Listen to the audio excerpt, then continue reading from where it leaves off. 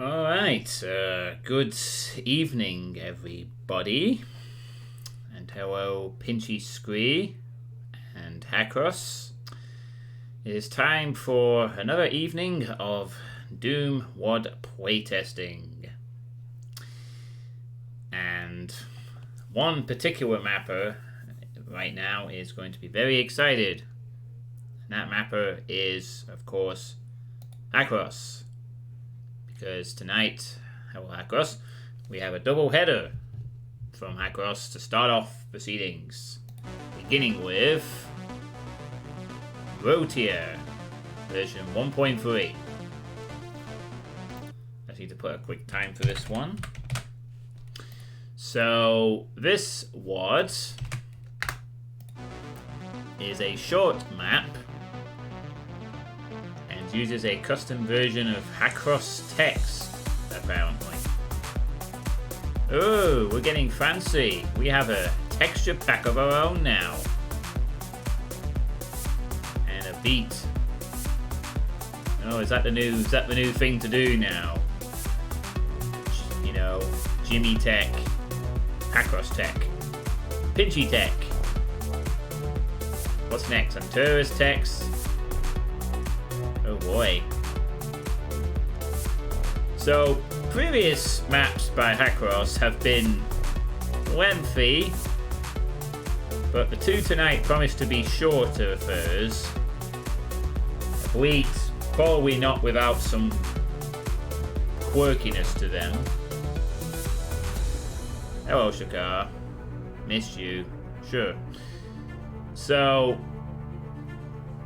the Hackross maps I've played previously were interesting affairs, using some UDMF stuff, portals, a couple of interesting little things to them.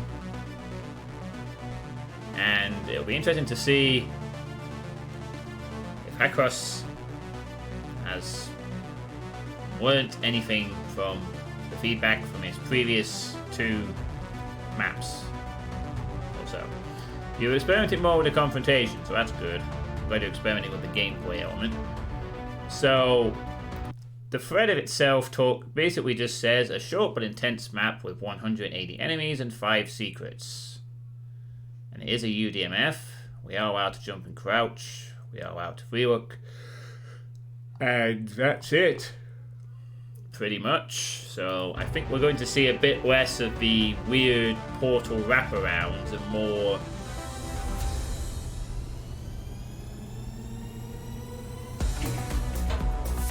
well, we'll find out, won't we?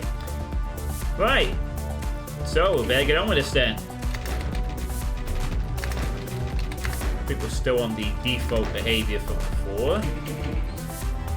Partly mouse.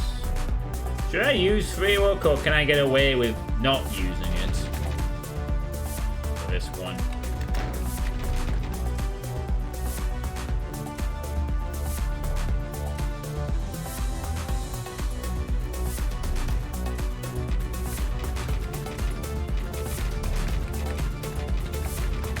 I guess we'll try it without and see if we need it or not.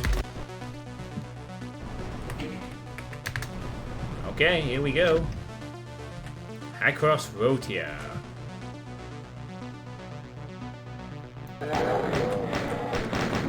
Surrounded by pistol zombies.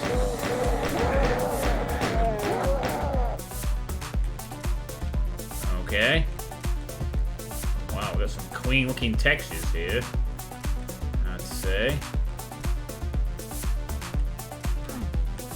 Blue door, red door, yellow door.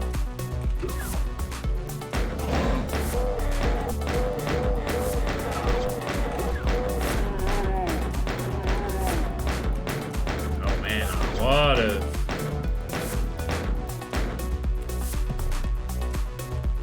Is that a shoot? Whoa, did they all disappear when everything was dead? Oh, right.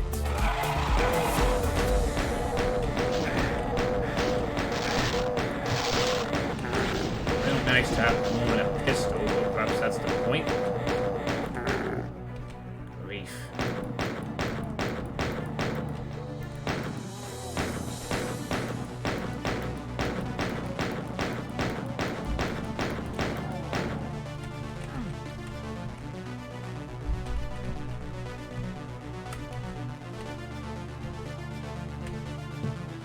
Well, you turned a fairly looking bland corridor into a bit more than that.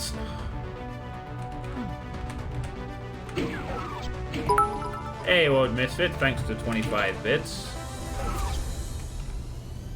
Danger. Munitions. No unauthorized access. Report suspicious activity to 1238-067-9172.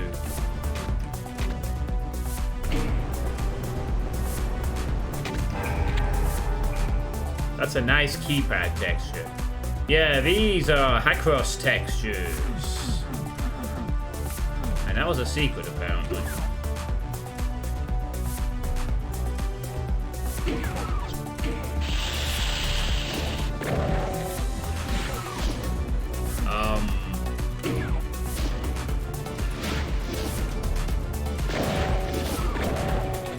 This is a very awkward door to deal with.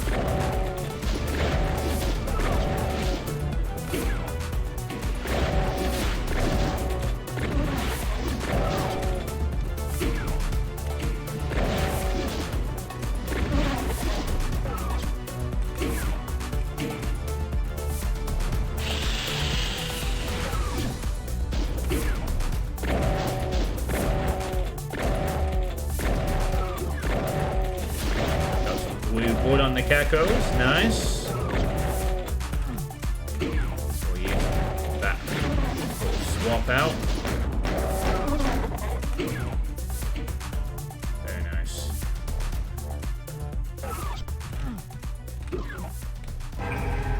And a much needed and very obvious secret, reflective floor. By the way, Hakros, why the fuck are you using stealthed caco demons?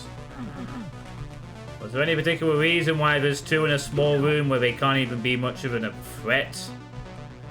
More annoyance there? You think I wasn't going to notice the two stealthed cacodemons in there? That just screams really, well, you know, I'll use them because I can. Itis. There's no reason to use stealthed cacodemons in that room. Restricted area, do not enter. Warning, 24-hour video surveillance, no trespassing. Oh. Okay. Oh boy.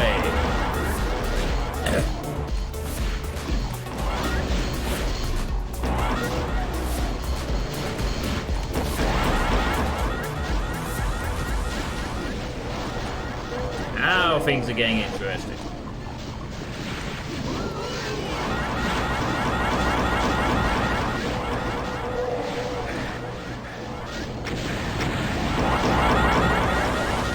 Way more dangerous for me.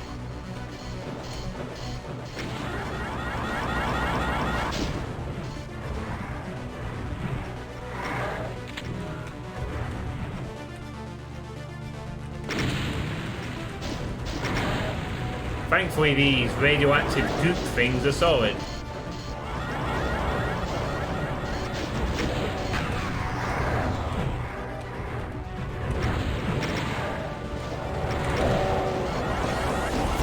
Oh, I need a blue skull now, do I?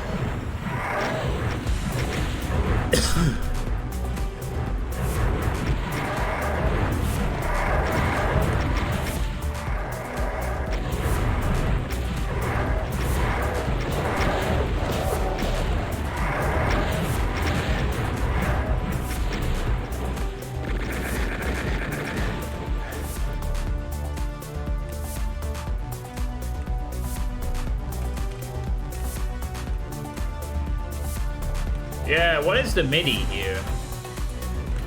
Mini's quite nice.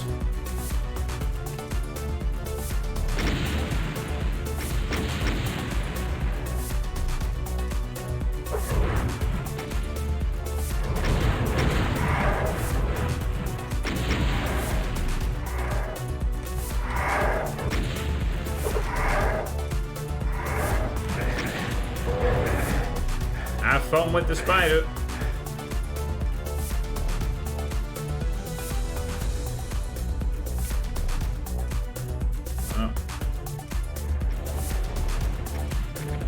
should be pretty weakened by this point, so who knows?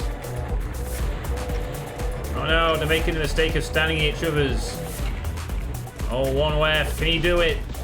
He's going for a try. He's going for a try. Oh, he needs one more shot.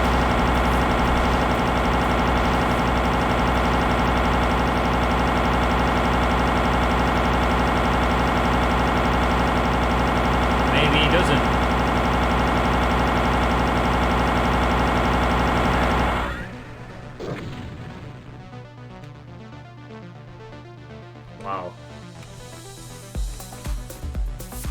You have to remember my ability to not fire a single shot. You still did tell me why you used 2 spectral cacodemons in that previous room. That was just... Please don't do that. Ooh, like the light change.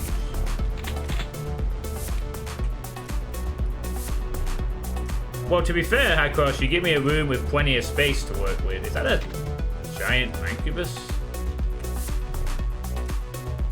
That is a giant mancubus, which means it's going to be some custom shit, no doubt. Oh, it's a giant mancubus and a load of little mancubus. Well, they're not really little, but they are by comparison to the size of this thing.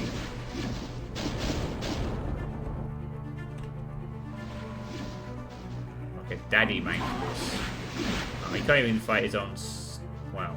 It won't make much sense if he could infight his own kid, right? Wait a minute, there's tall revs as well? Daddy Revenant, Daddy Revenant, Daddy Revenant, Daddy Rev.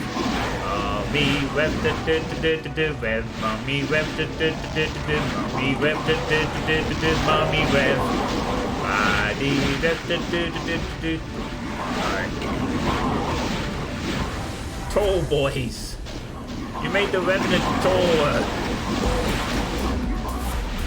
You made the Revenants taller. Are they not tall enough for you?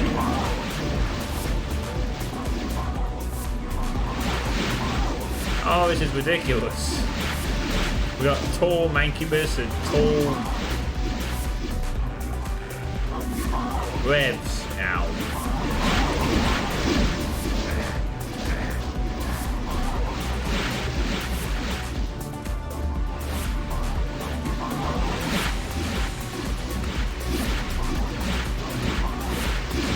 I guess I need to kill these guys now. Oh, they are tougher than the average. They are tougher than the average mancubus.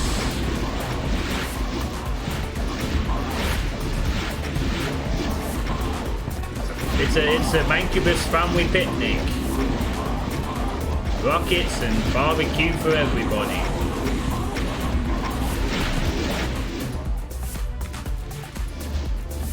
This, son, is how you roast the Doom guy. But I trust we're noticing a problem here. Well, I mean, the dead revenants is not really much of a problem, but, you know, it's an appreciated issue at this point, but...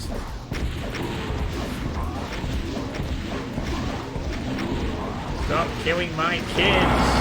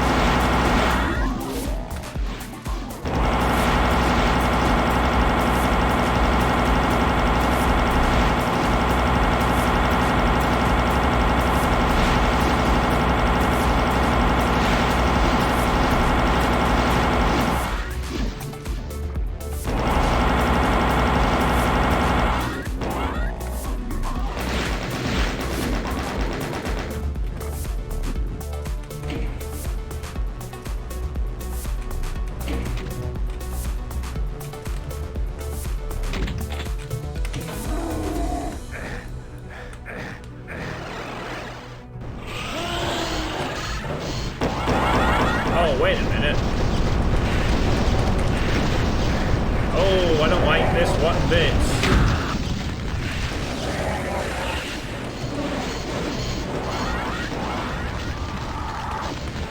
I really don't like this. Super health arch vials? Ooh. Ooh, no. Absolutely not.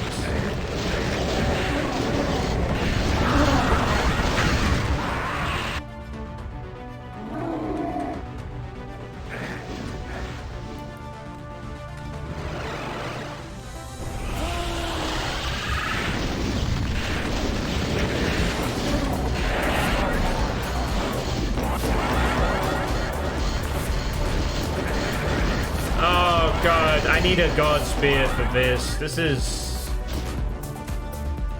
Why do we have triple health arch vials here? I need like a God Spear or something because there's too many vials to kill quickly.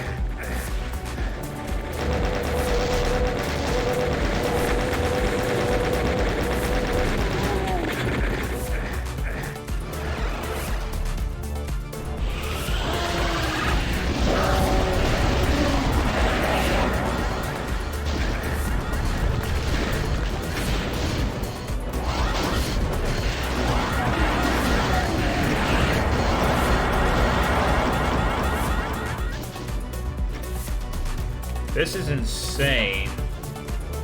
I have to use 3 BFG blasts to kill 1.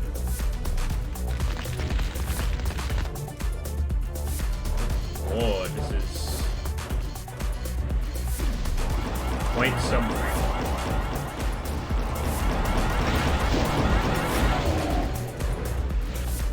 I have to literally find a way to... Well, first of all, I'm going to need some more health again. That does not help. No, I really don't like this. This is getting into silly UDMF territory now.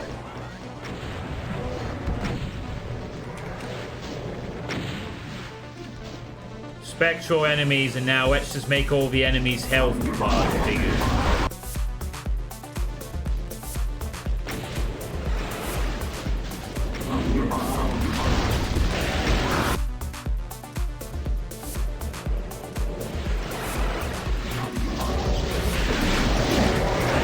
That was nice, though. Really nice, actually. Might be able to do something with that.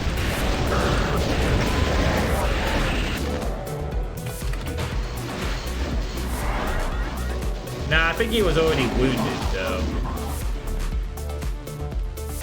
I don't think that counts. Ooh, very, very much needed secret.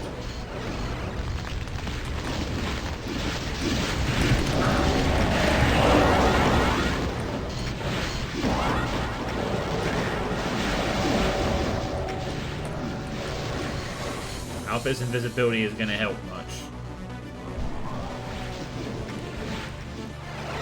I need more plasma and quick. Alright. Okay. Any more vials left? Yeah, there is.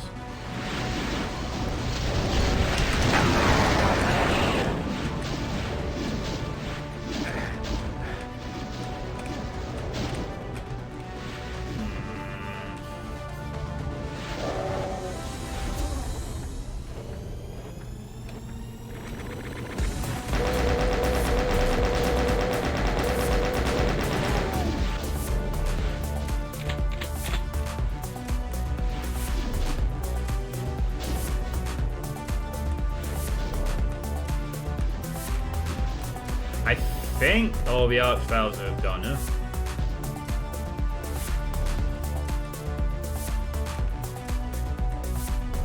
Yeah, this is an unusual method of what were you looking into doing here? Experimenting more with confrontations. So your idea was... I No, let's make the enemies even more tanky.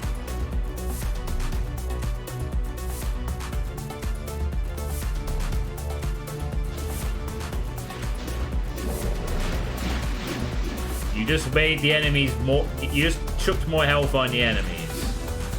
What are you, a Bethesda difficulty designer? More health equals more difficulty. Ah. You see, a Cacodemon is more scary if it has 3 times its health bar. This in no way fucks up any balance. No. It does not. Alright, thanks, Wad Guy. Enjoy the maps. Well.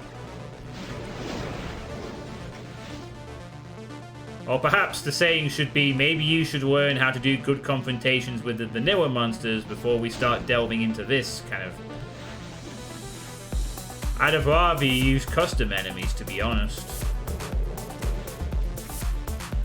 Under what circumstances making some of the enemies have more health and bigger sprites contribute to an interesting fight confrontation, exactly?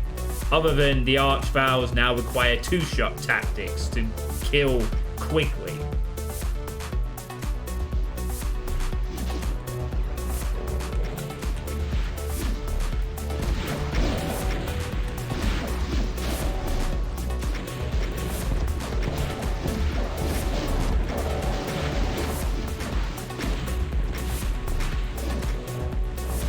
Why are none of these Cacos in fighting this giant cyber demon? Wayne. Yeah, there we go. Now we got what we wanted. Get fighting. Yeah, but it's... Well, I will admit this is a bit of a different UDMF style thing. Usually it's someone created a custom enemy that doesn't fit and now the map balance is balked. This is just, I made the vanilla enemies more tanky while not improving the player's weapons. So this cyber demon assumably cannot be 2-shot.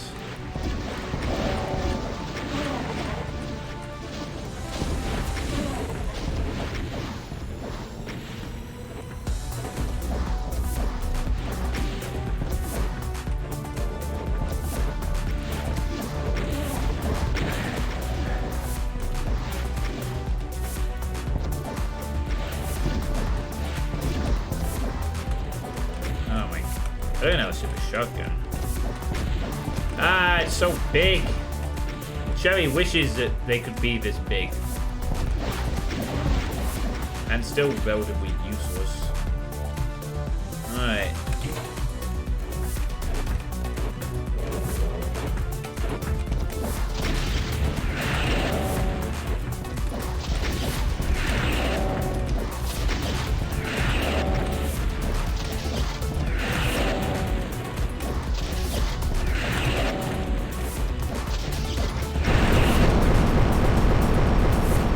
Got him.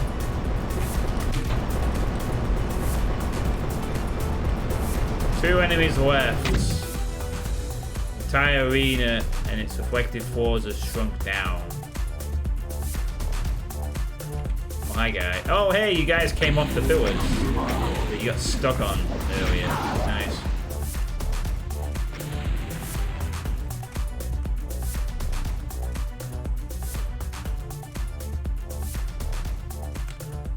And that is it.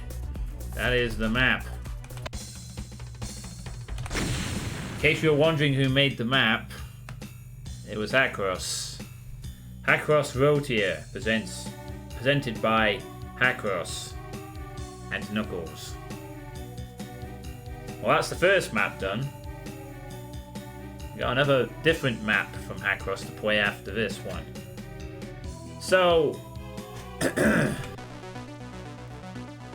well, in case you're wondering, it uses a custom version of Hackross text.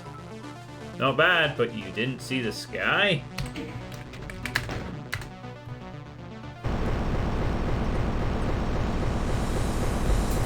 Sky. Well, it's a blurry, pixelated space thing. Let's try and get a closer look at it. Well, there's sky full of stars.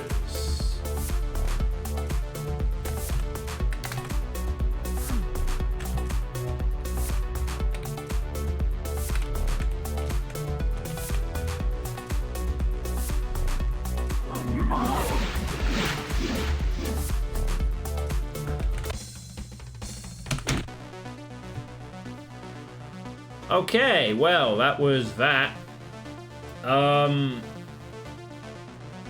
So this was very architecture-wise. While there was nice detailing, it was kind of simplistic, which isn't necessarily a bad thing. But I'm still seeing signs of that UDMF experimentation of enemies, which is just... We don't need to use spectral enemies like that. You just plonked 2 spectral cacodemons in a small room, assumingly for reasons of slight agitation, but still feeling entirely pointless and really unnecessary. And then we have bigger versions of Mancubus, Revenants, and Cacos, and Cyberdemon. Experimentation with enemies' health and visible status is not a good place to start experimenting with enemies. If you're going to do that kind of stuff, you should probably consider using custom enemies.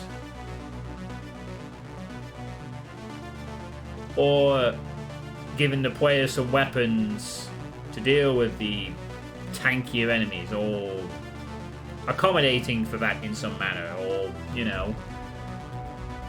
You could have had all those fights with regular healthed enemies and it would have been just as effective and square-based. For good enemy confrontations, I think there's 2 parts. The first part is having the map architecture contribute to it. Not really much there, just square rooms. Nice looking square rooms, but square rooms nonetheless. The most interesting fight was probably the first one on the first key, when the floor dropped down and the player had to jump over pits. The second part is to have interesting enemy compositions. And apparently you decided to opt out of having interesting enemy compositions and went for scale up the enemy size and give them more health, which did not work to make the fights more interesting. I mean, oh my god, wait, can I have a break from this bloody music for 2 seconds? Thank you. So,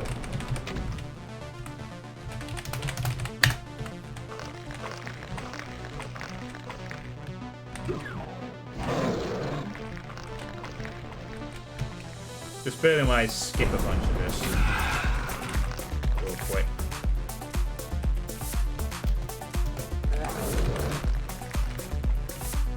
Okay, this fight was fine. Turn a innocuous looking straight corridor into something a bit more interesting. More of that, please.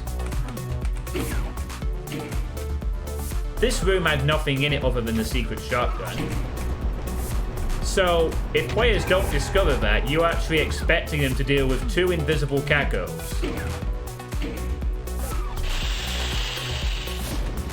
So, okay, shock value, sure.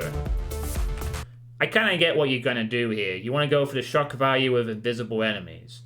The problem is, Doom really doesn't work well when you try that shit, because it's a fast-paced game. It's not a game that relies on stealth and jump scares.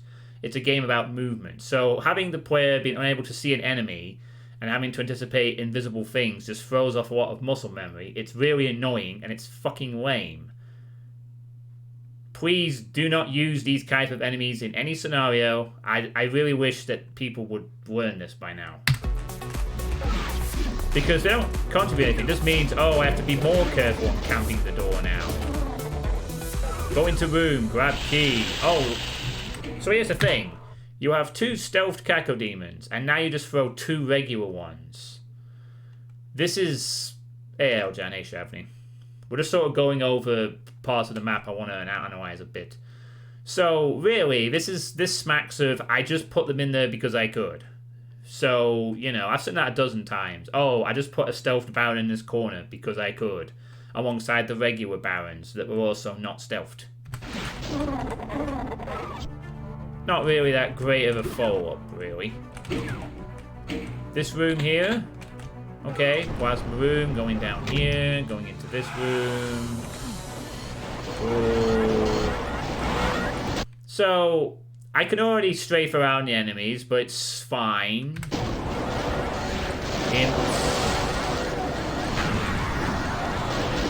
Let's assume I kill all these guys pretty quickly with the plasma available. Okay. So, this is fine for a delay while the big room reveal, which is cool. Nice big room. Spider Mastermind, Revenants, fine, but big room with little cover. Player hides behind here. Okay. Nice. Mega Spear. What triggered these enemies to appear again? Was it a time thing? Okay. So...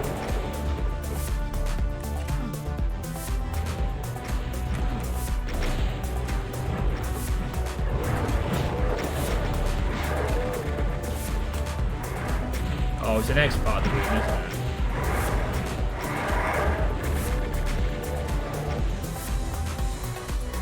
So this is okay, although the big size revs don't really contribute anything to this fight, just really not much.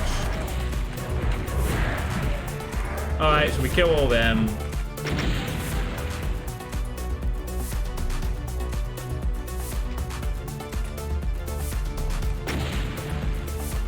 So really, the super-sized revs here don't really add anything to this part of the fight because they just don't. Just tankier revs when there's already a mastermind on the ground and minimal cover, so really just don't know why you would have them there. Go into this room, like the light reveal there.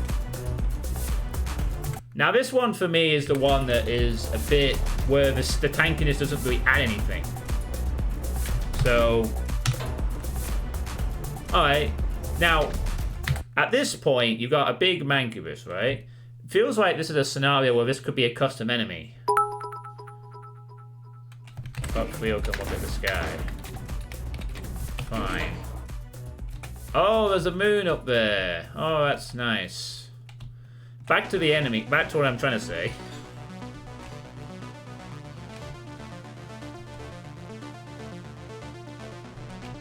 So this feels like, look at the placement of this. You got a deliberately big mancubus. This feels like this should be a custom enemy. Maybe even a mini boss.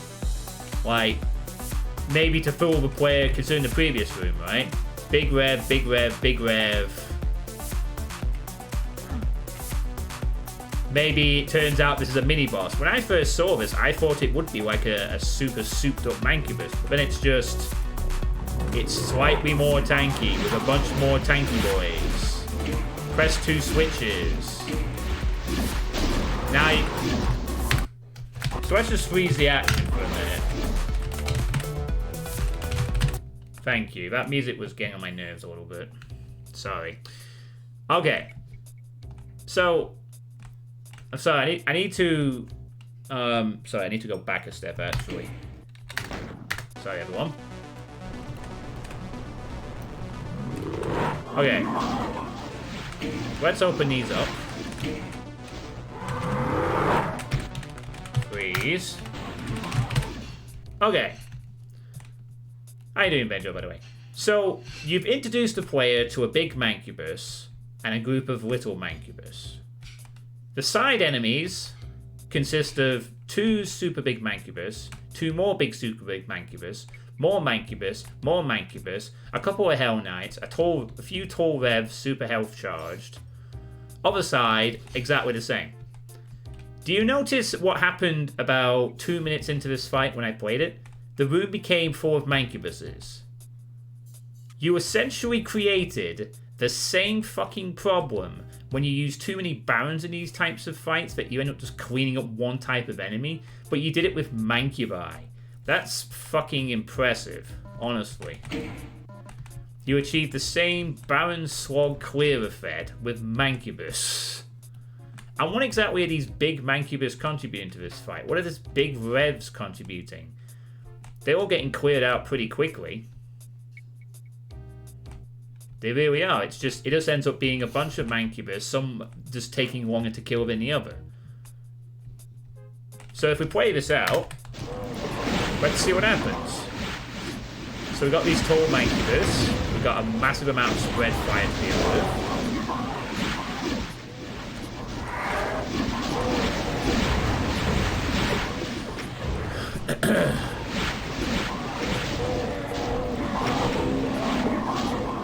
Mars up there looks very nice.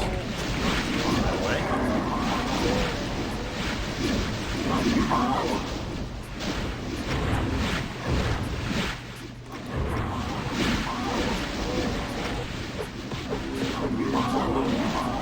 Now, are you noticing a problem?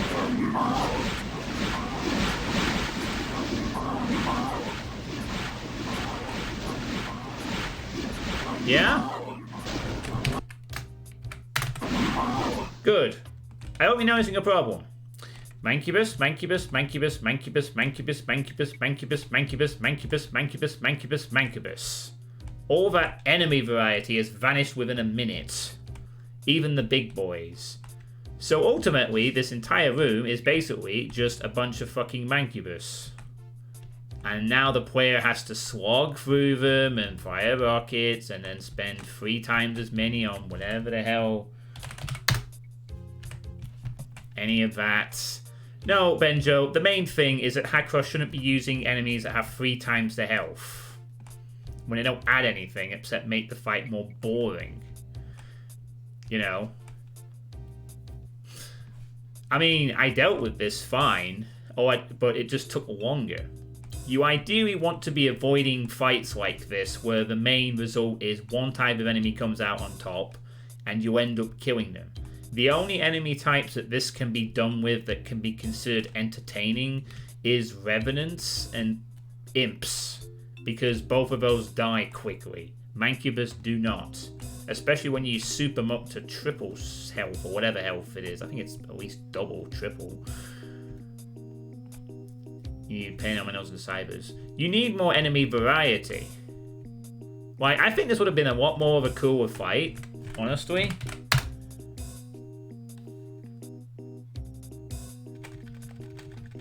Oh, grief. Like a million stats come. Okay. So, this thing has 3,000 health. I'm not an expert. Now, is that not a boss monster? I don't know. I don't know exact health numbers on everything. 4 times the health. And then they have flags. Apparently, a lot of flags. You might find it boring because your strategy is to wait for them to kill each other. Hackross, even if I went into this fight and started... Right, you know what? Fine. You think that's... Okay. Right. I will go into this fight and I will start killing things. Now, let's see what happens, shall we? I'm going to take God mode off. Alright. I'm going to activate the switches and I'm going to start killing things. Let's see what happens, shall we?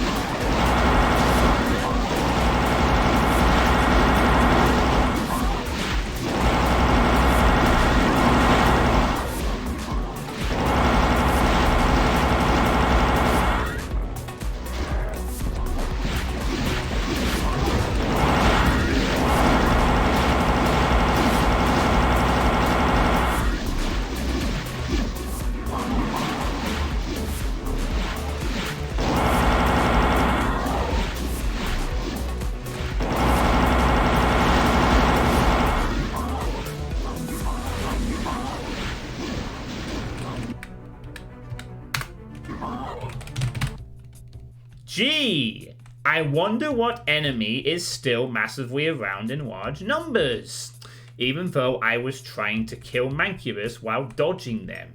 Oh look! Mancubus, Mancubus, Mancubus, Mancubus, Big Mancubus, Big Mancubus, Mancubus, Mancubus, Mancubus. Yeah, I don't think it has anything to fucking do with my strategy, and more to do with the fact that this is not very good monster composition in the first place.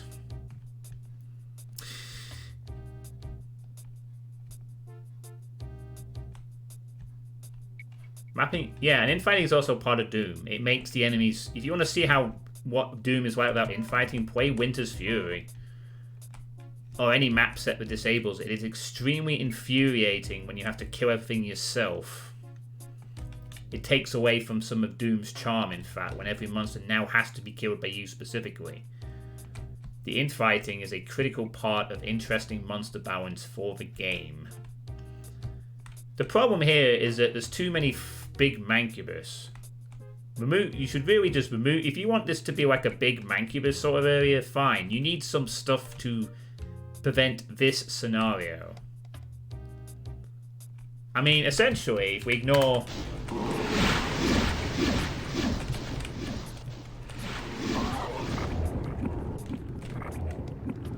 Okay, good. It's not a sector trigger on 667 or whatever.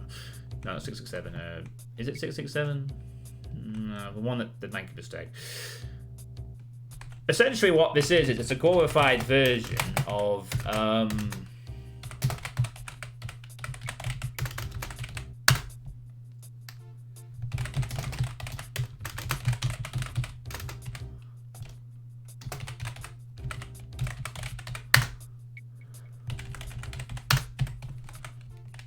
Oh, for fuck's sake. Fine, let me... Are you serious? God damn it, what the fuck is this? Thank you, that's what I want. Okay. Did I? So door with health on. Yeah, that's true. That's what I did. I need to bind that. Have I done this right? That should have worked. It doesn't for some weird reason. Oh, whatever. Okay, we'll do this way.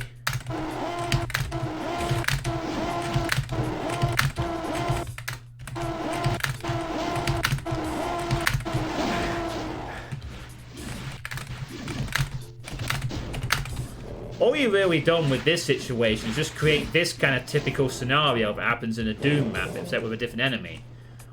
All same type of enemy, tedious cleanup job because they're tanky, and it's boring. I mean, yes, a Mancubus has a spread shot, so it's a little more of a challenge, but not much when all the other enemies are dead, and I have all this space to work with.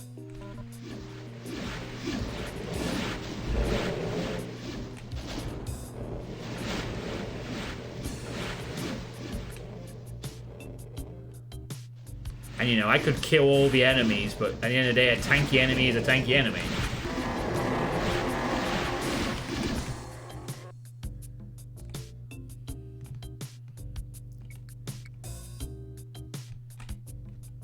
Bullet sponges are not really fun. Doesn't make it more difficult, just a swap.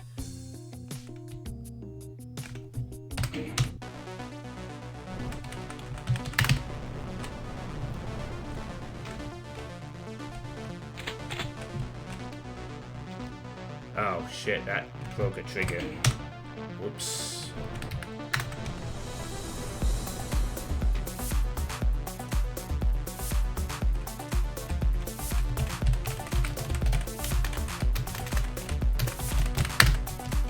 Let's try out something real quick.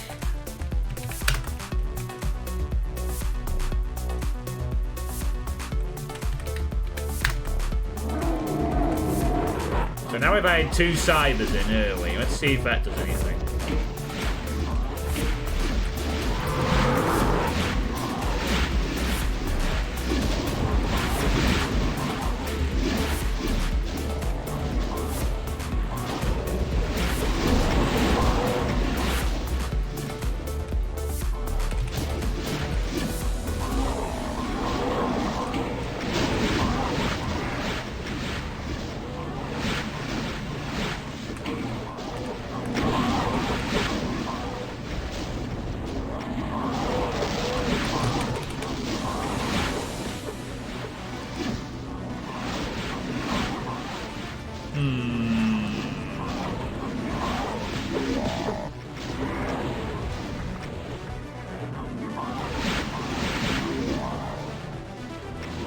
Now the cybers actually do help here quite a bit.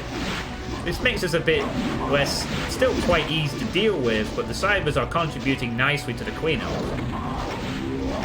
Well, until they get killed anyway. But let's take a look at the room. We now have only big mancubus left. Only. This is a bit of an improvement.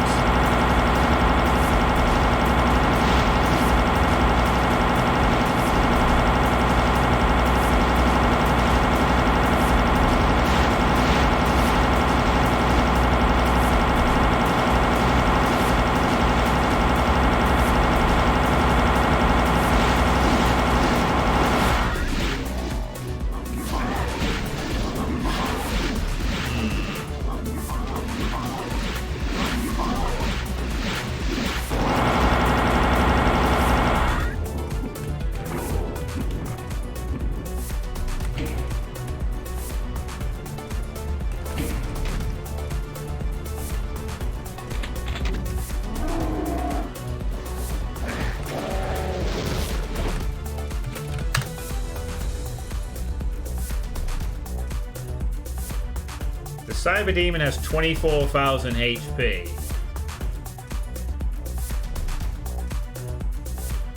Which is... what? Times 6 health.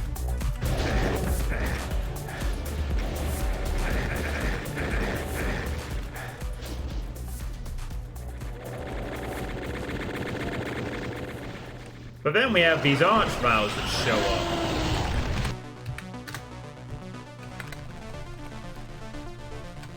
With 2100 HP, which is 3 times, I think.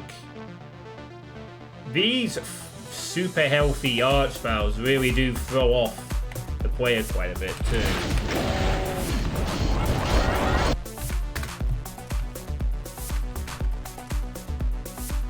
400 health apparently on fixed Cacodemon.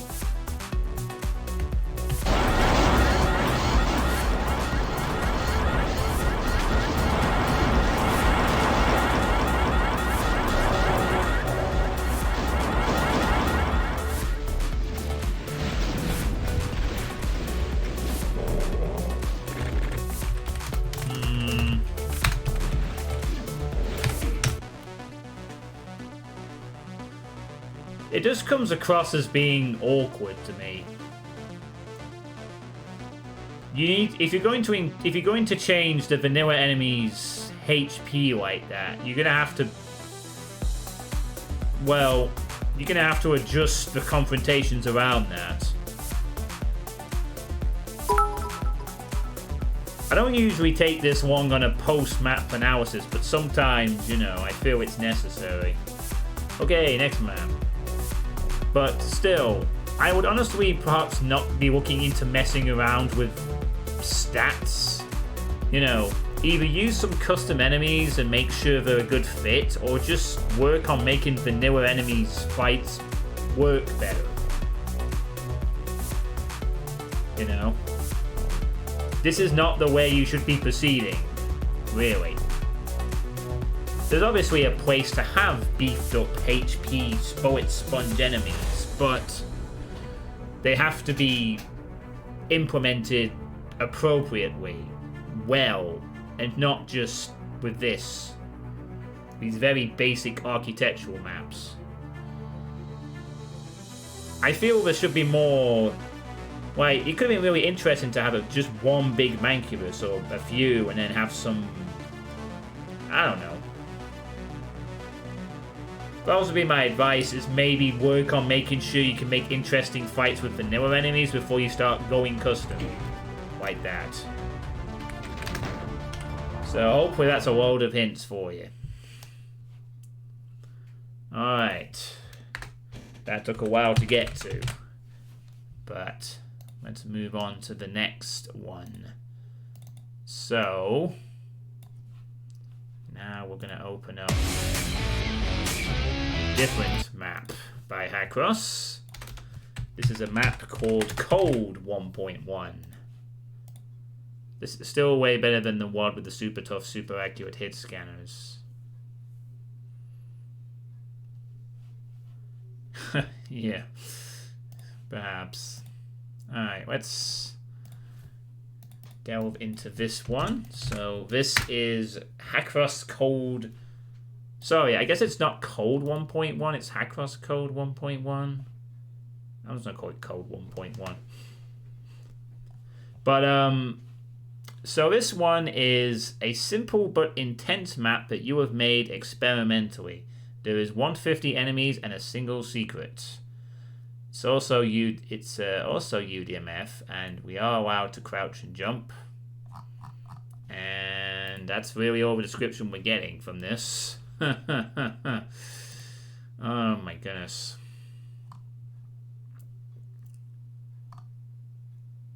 Thanks everyone who joined during that, by the way. So, well, let's hope this is better. Also using Hackross text. Hackross is very proud of his texture pack. Look, custom version.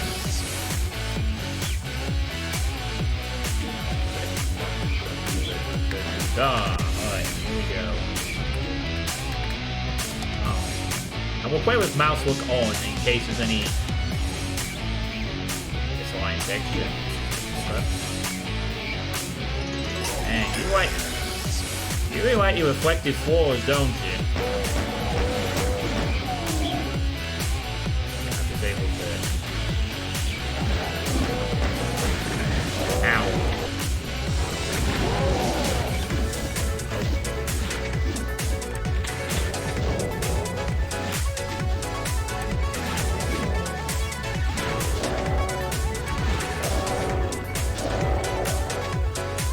No!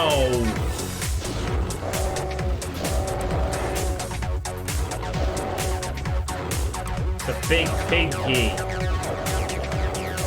Alright, let's not be too hasty. Maybe this is where we get better use of these. He's up or not, he still could not kill the Cacodemon.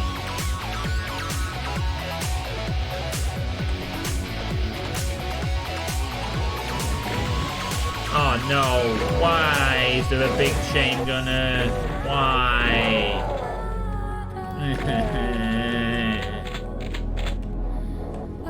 Just why?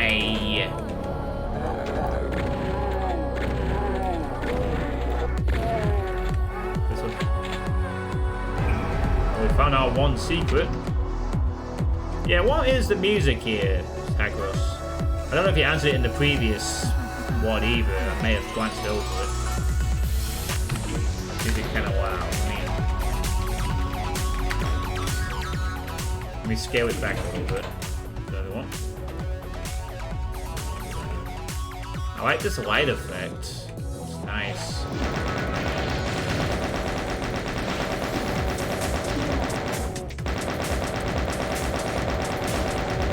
It's hard to hear you.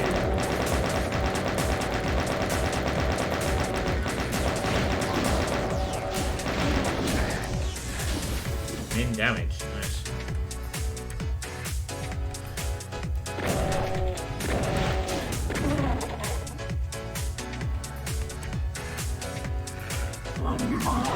Why? Why do we have this big friggin' 3000 HP Mancubus here?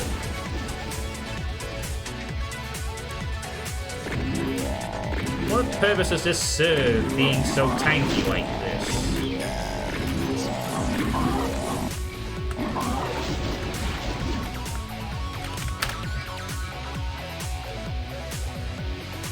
No, apparently this one is 1200.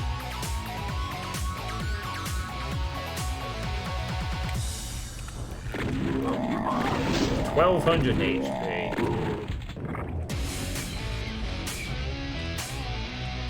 It took me 20 shells to kill it. That.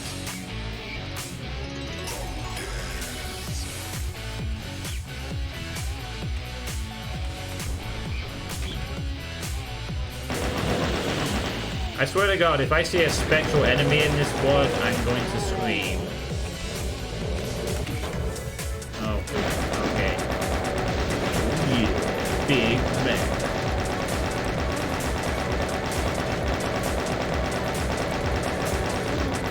So when does the intense fight start? All I see here is sloggy slog. At the moment. Hey, Convex. You want a fireball question? There it is. There's your question.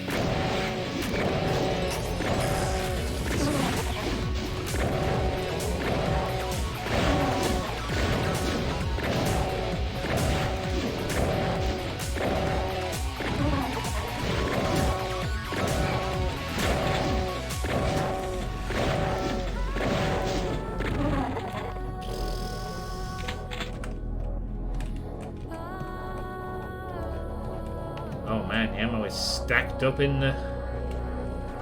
Does that spell anything? No. It looks like all these walls are coming down at some point though. What is that ceiling texture?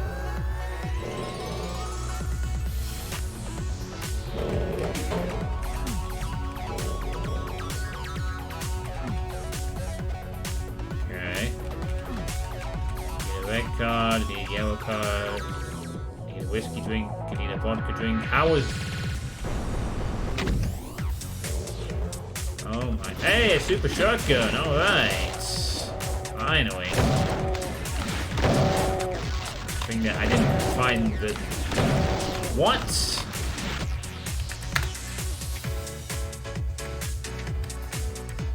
$2,000 health Caco Demon?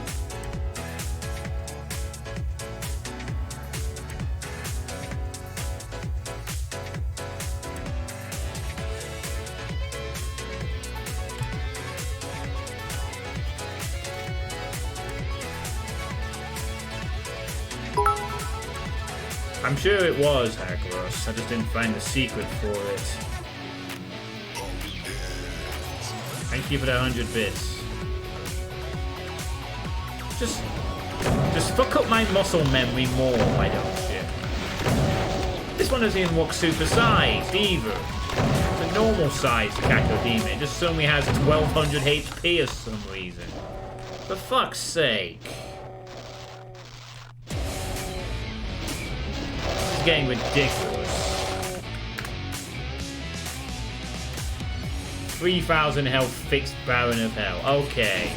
This one has the same health as... So we have a 2,000 health Caco. There's a 3,000 health thing. My muscle memory is getting all sorts of fucked here.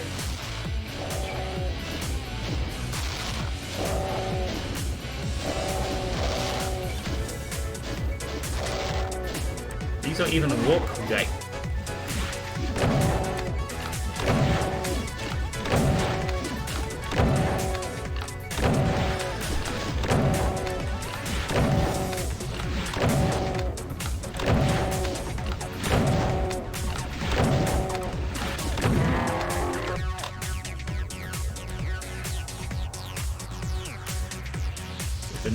If the mission goal was how can I make the enemies more tanky, then yeah, mission accomplished. What was the point of this door?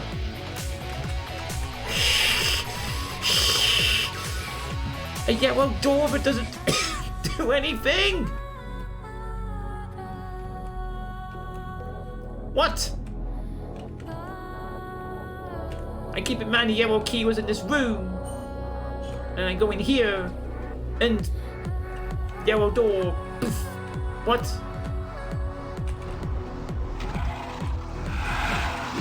Alright, are you good? Okay, good. Just normal imps I can just kill.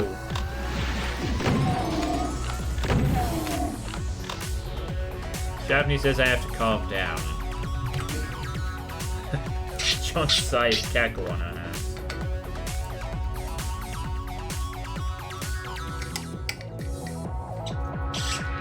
Okay, what's it's put there on purpose. Right. I am dying to see what the purpose that is. I put it there because, well, it looks like the entire map's gonna unfold shortly. Hey, Naskur90, thank you for the follow. Oh, for fuck's sake.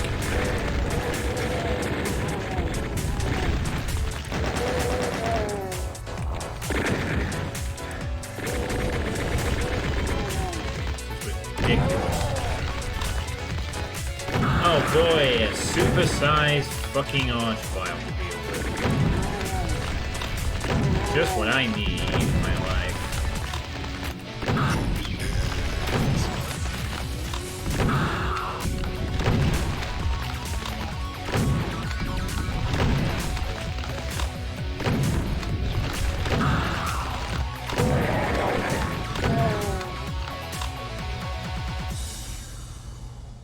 Good grief.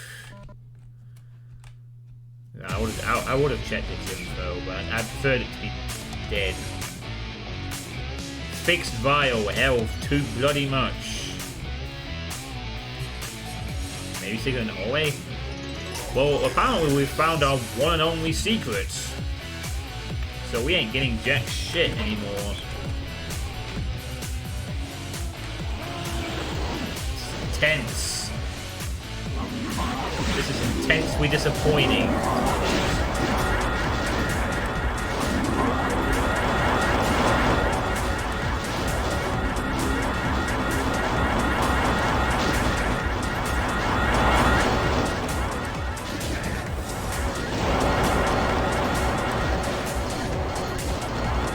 Yes, I'm starting to see what you mean, Sugar.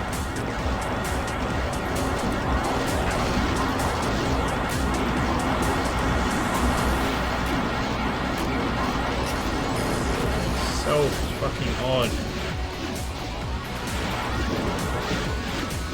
Wow, they murdered those big ones.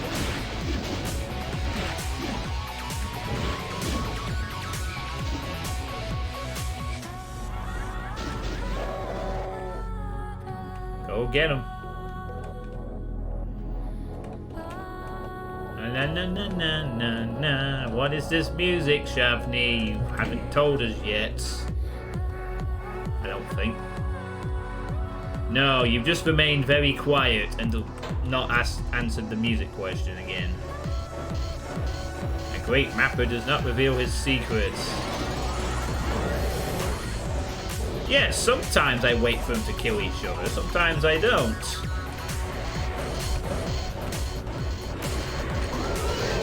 Is that a mastermind I just heard?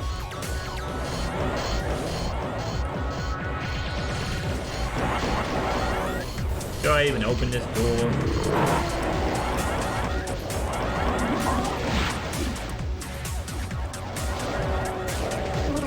Yeah. Oh god, that was a bad idea.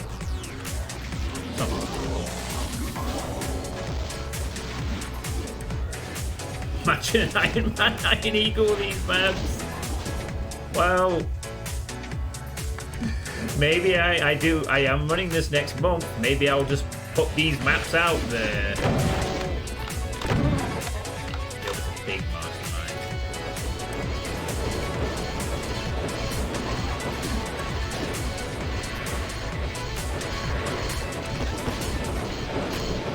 Yeah, I said I'd do next month. I would have done this month, but I was too busy. Next month, I plan on running the Iron Man. Oh god, are you another 2 gazillion health fucking oddity? Again. That I can't tell because you're not big sized anymore.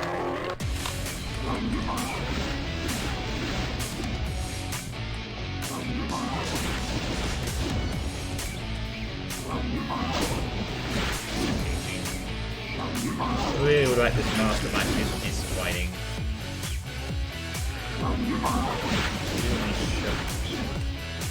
Target spy.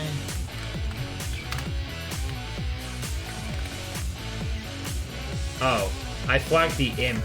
Oops.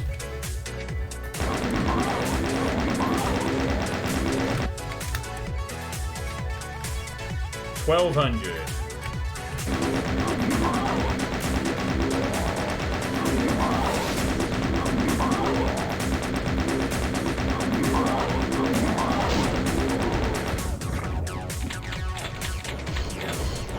Oh my god, a rocket launcher. Yay. Now it's going to be slightly less tedious.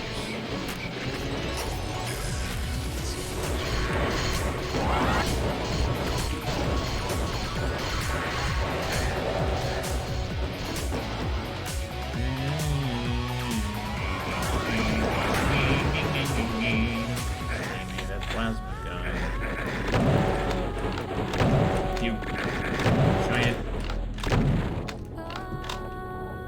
That was lucky.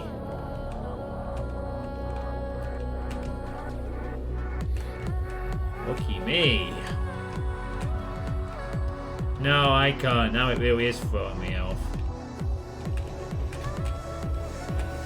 Wait. What the...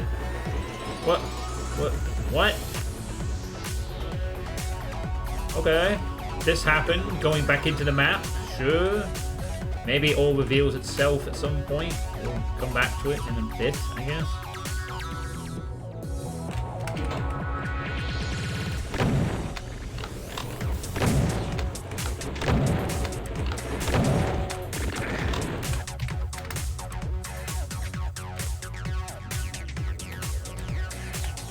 Wait.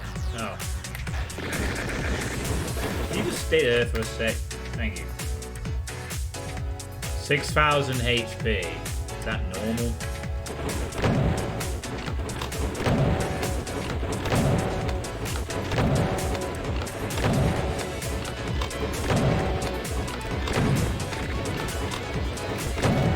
Twice the health.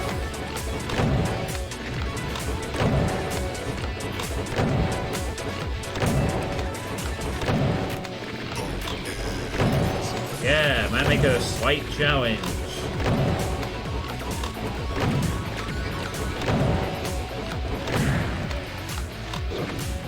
Feel the challenge?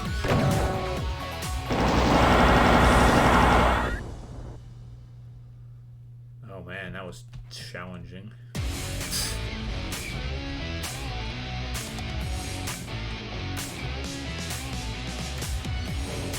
Might actually need the mega armor.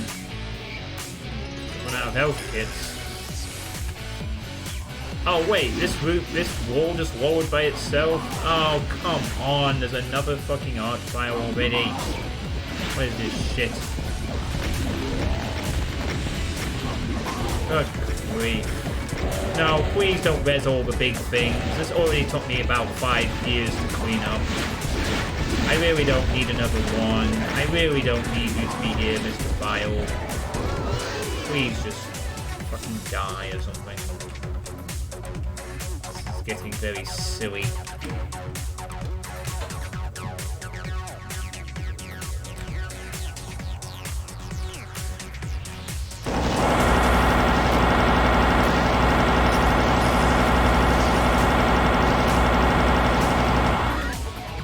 I sure was having to plug 100 cells into a cacodemon.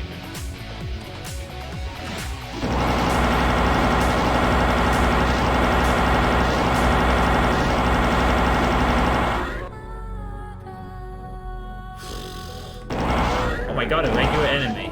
Another one. Merry Christmas presents.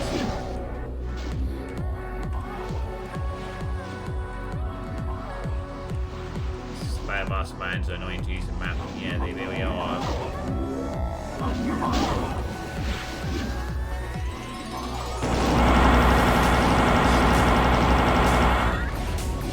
Granted, these Mancubus are only 1,200, so not as big as some of the others, but still.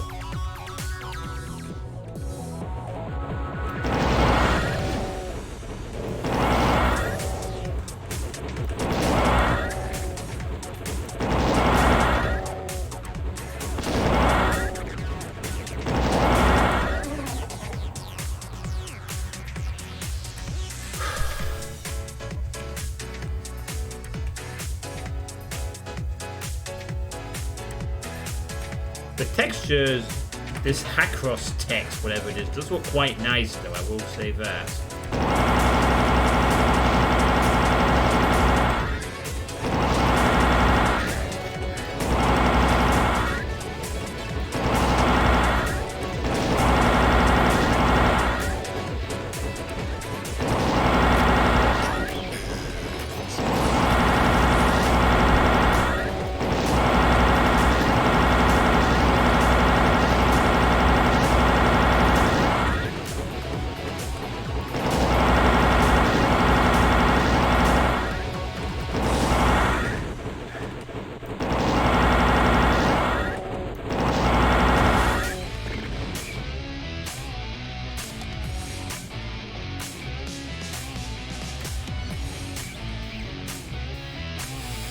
We're still not done yet.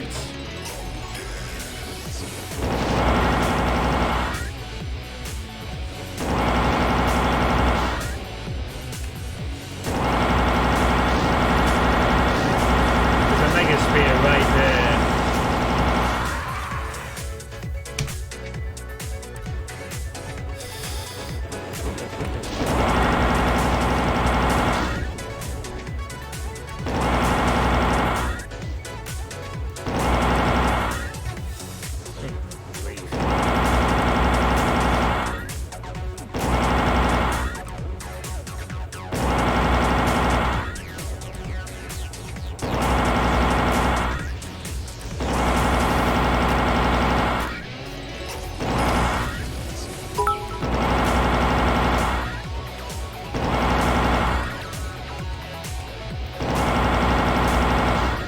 Take the BFG. Where? Trying to get to the Mega Speed and find the BFG.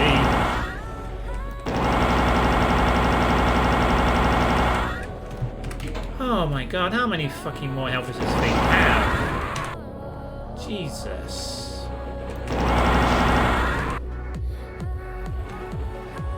Even the BFG wouldn't make this any easier. Given my health situation predicament.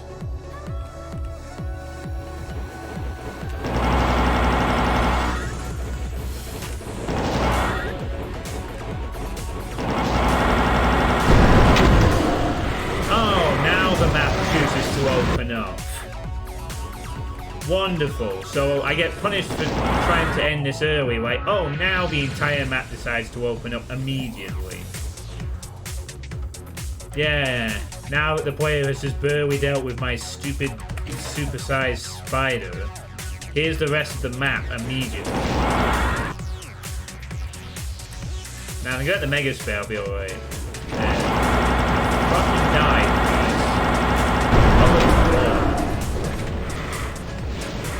Big payoff that the map can wane. Oh my god, a God Spear. I know. And there's the BFG. And another supersized Archvile in a room with... Well, I guess you could say this is what I'm supposed to use the fucking God Spear, right? Okay. God Spear it is. I guess. Need to deal with the enemy that I can't take any cover against.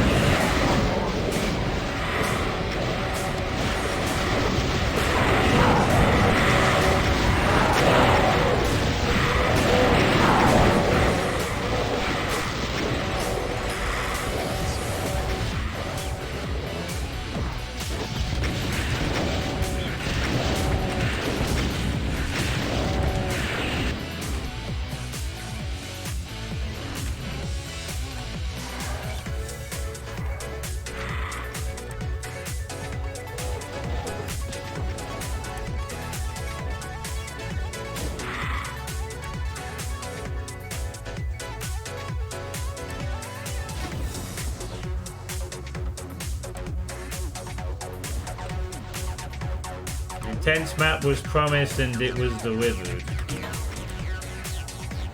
I'll have to put an asterisk next to that. It was delivered only because the enemies had stupid health buffs. And it wasn't really that intense, it was just a lengthier.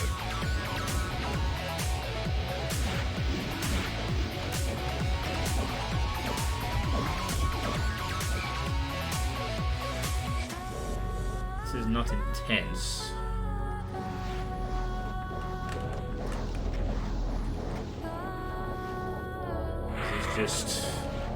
This is just beginners UDMF problems at this point.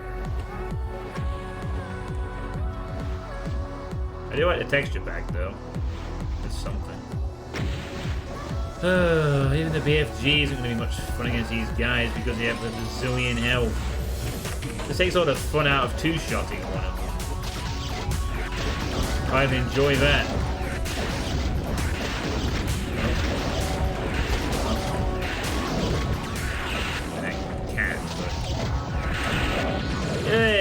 There we go. Nice.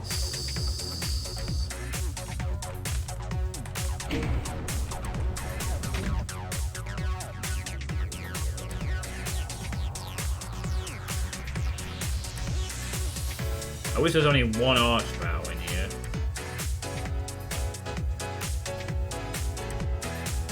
I mean, yeah, okay, maybe this end bit is a little intense.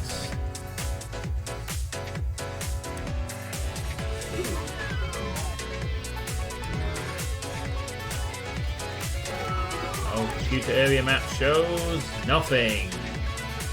Literally nothing.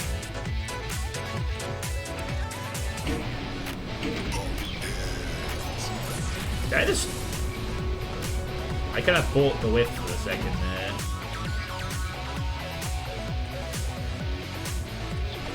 Whee! You can go back down again.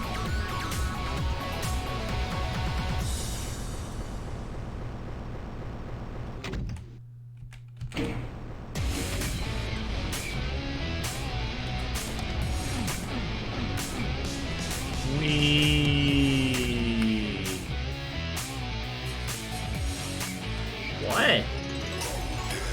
Oh, it's a glass.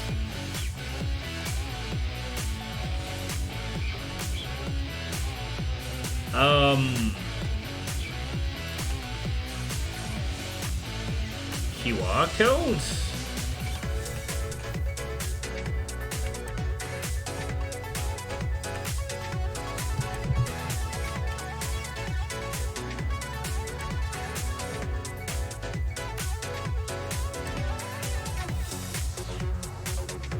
QR code. Look at that. Shut up.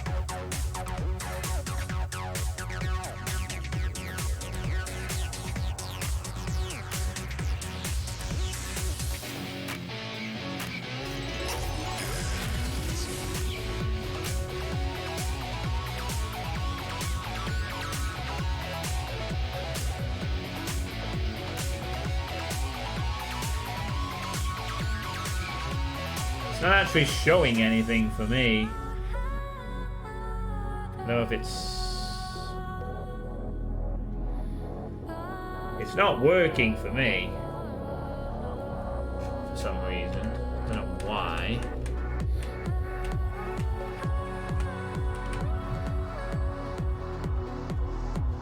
So I have to pull back a bit. No, my QR scanner's not working on this. For some reason.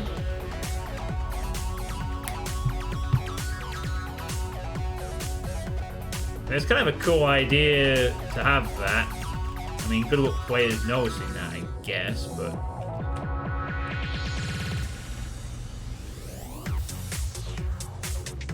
Well, it's a QR code. Must be me by the dead corpses. It's a fidget thing. Hey, Mark Anarchy. Wait. What?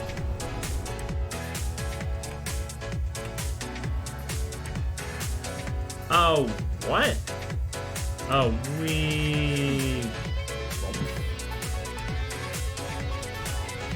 What happened there?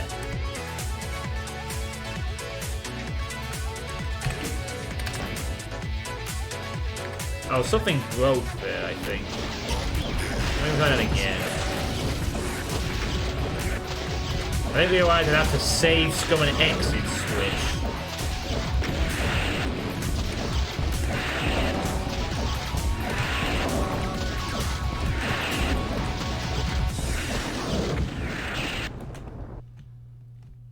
Has to be a first. Save scum on exit door. It's broken.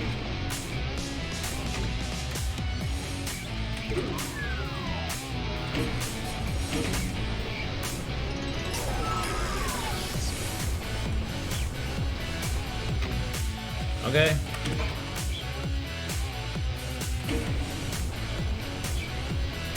Oh no. It does just lower down on it. Let's try something.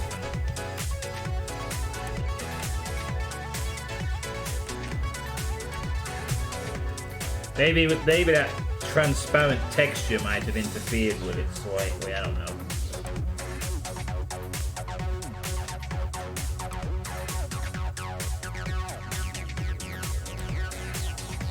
No, it's not working for me.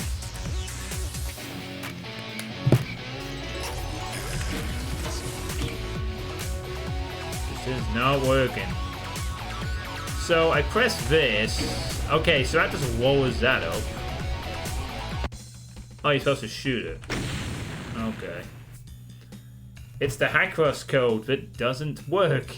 You said you've never seen a QR code in Doom, so your wish is granted. Actually, I have seen a QR code in Doom before. Pretty sure someone beat you to it. Although I think they just literally put a QR code texture in. But they didn't use the map for a QR code. It's a fidget ring. I mean, I like the idea of having a VR code at the end of the map. So that doesn't work. Well, I hope NAS Core 90 got the entertainment value from that. Oh, but bloody music. Alright, well, that was Hackross Code Release 1.1. What did we all think of that?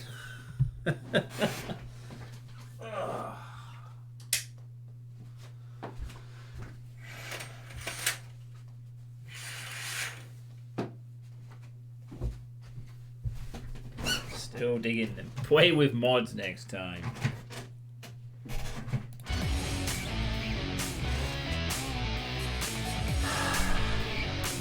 I'm just going to take the same criticisms of the previous map and apply them here. This is not how you should be experimenting with confrontations and enemy design.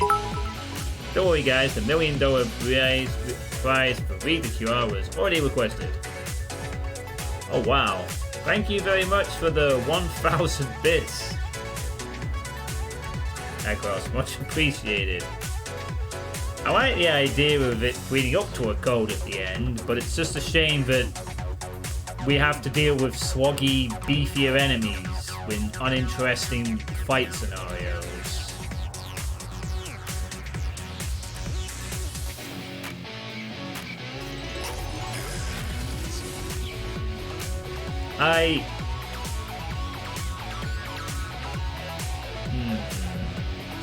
Let me try something.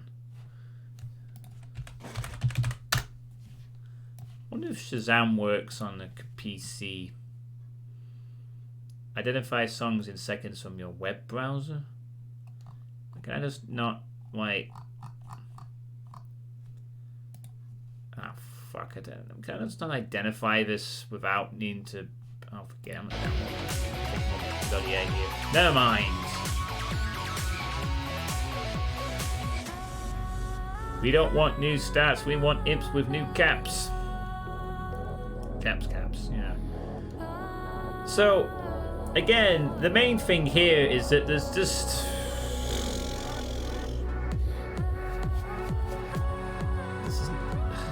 This is just not the way to go about doing it. It's just... The fight's just really sloggy and dull. The idea of beefed up enemy stats, vanilla enemies, could work if implemented well, but this is just lame and all over the place and not very well done.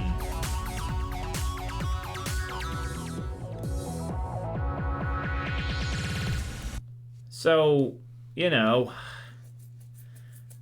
appreciate the effort to put in a texture pack and have a quirky little code at the end, but you need to...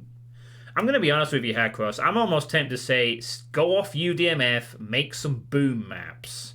Learn the proper... Go and learn some interesting vanilla monster confrontation mapping. And come back to this when you've learned it. I'm almost tempted to say that. For the first time, don't do any more UDMF. Learn the basics. Then do all the quirky stuff. 'Cause, you know, I'm going to be honest with you, Hackross. I'm almost tempted to say, go off UDMF, make some boom maps. Learn the proper... Go and learn some interesting vanilla monster confrontation mapping. And come back to this when you've learned it. I'm almost tempted to say that. For the first time, don't do any more UDMF. Learn the basics. Then do all the quirky stuff. No, fuck vanilla compatible necessarily. Just, you know, all this quirky stuff is going to be really overlooked if the map is, you know, the people, we were more interested in the QR code at the end of the map, but there was a slog to get to it. You know, I mean, I don't want to discourage you from, obviously, I mean, I like the long UDMF wraparound Doom 2 sort of remake quirky portal map that you did. That's the very first thing I played from you. You clearly have some interesting ideas, but this wasn't one of them. All this vanilla HP buffing enemies, just no. No. Just use customs. And please, for the love of God, use good customs and implement them well and have them be good fit for the map. Don't just throw... I don't want to play another Hackross map in a few months' time where you just spam custom enemies all over the place and you have no idea how to use them. You know? You can't just throw in custom additions for the sake of it. You have to have them the gameplay work with it. This is the problem that many UDMF mappers have. They're like, I could use spectral enemies because it's an option. I could change the HP of enemies because it's an option. I could use 10,000 different custom enemies from the Realm 667 library because it's an option. But what they don't think is, should I use these enemies? How will the gameplay be different if the Mancubus suddenly have 4 times their health? How will the gameplay be different if the Archviles have 3 times the health and are much harder to deal with? Where is the consideration for an Archvile that has the equivalent health of half a Cyber Demon? It messes with the muscle memory of Doom players, and if you're not going to compensate around that, you just end up with these kind of experience. A slugfest. A very tedious slugfest. Very sort of basic architectural design, except we have the quirky 3D UDMF stuff, but it's still basic. Learn the basics first is what I would suggest, in all honesty. Once you've learned how to create genuinely interesting encounters with the basics, with simple, or use customs, then your maps will be better. Because quite clearly you have the ability to make some interesting quirks in your maps, and it'd be nice if they could be expressed without there being some weird gameplay awkwardness to it. I think people prefer new maps anyways than old ones. So that's it. You know, thanks for submitting your maps for playtesting. Hopefully you will take some lessons from this and whoever else played these 2 map sets, and, you know, keep at it. Because I'm pretty sure eventually, one day, you will make a map that is both technically quirky and has the good gameplay to back it up. So that's it. That's my thoughts. I certainly do not want to discourage you, but I certainly don't want you to keep doing stuff like this. This is terrible. That's it. Thanks, Hackross.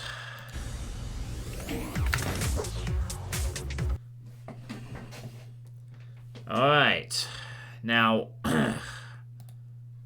I do have another Doom WOD I want to play, but I need to take a brief aside before we resume to take care of some business very quickly.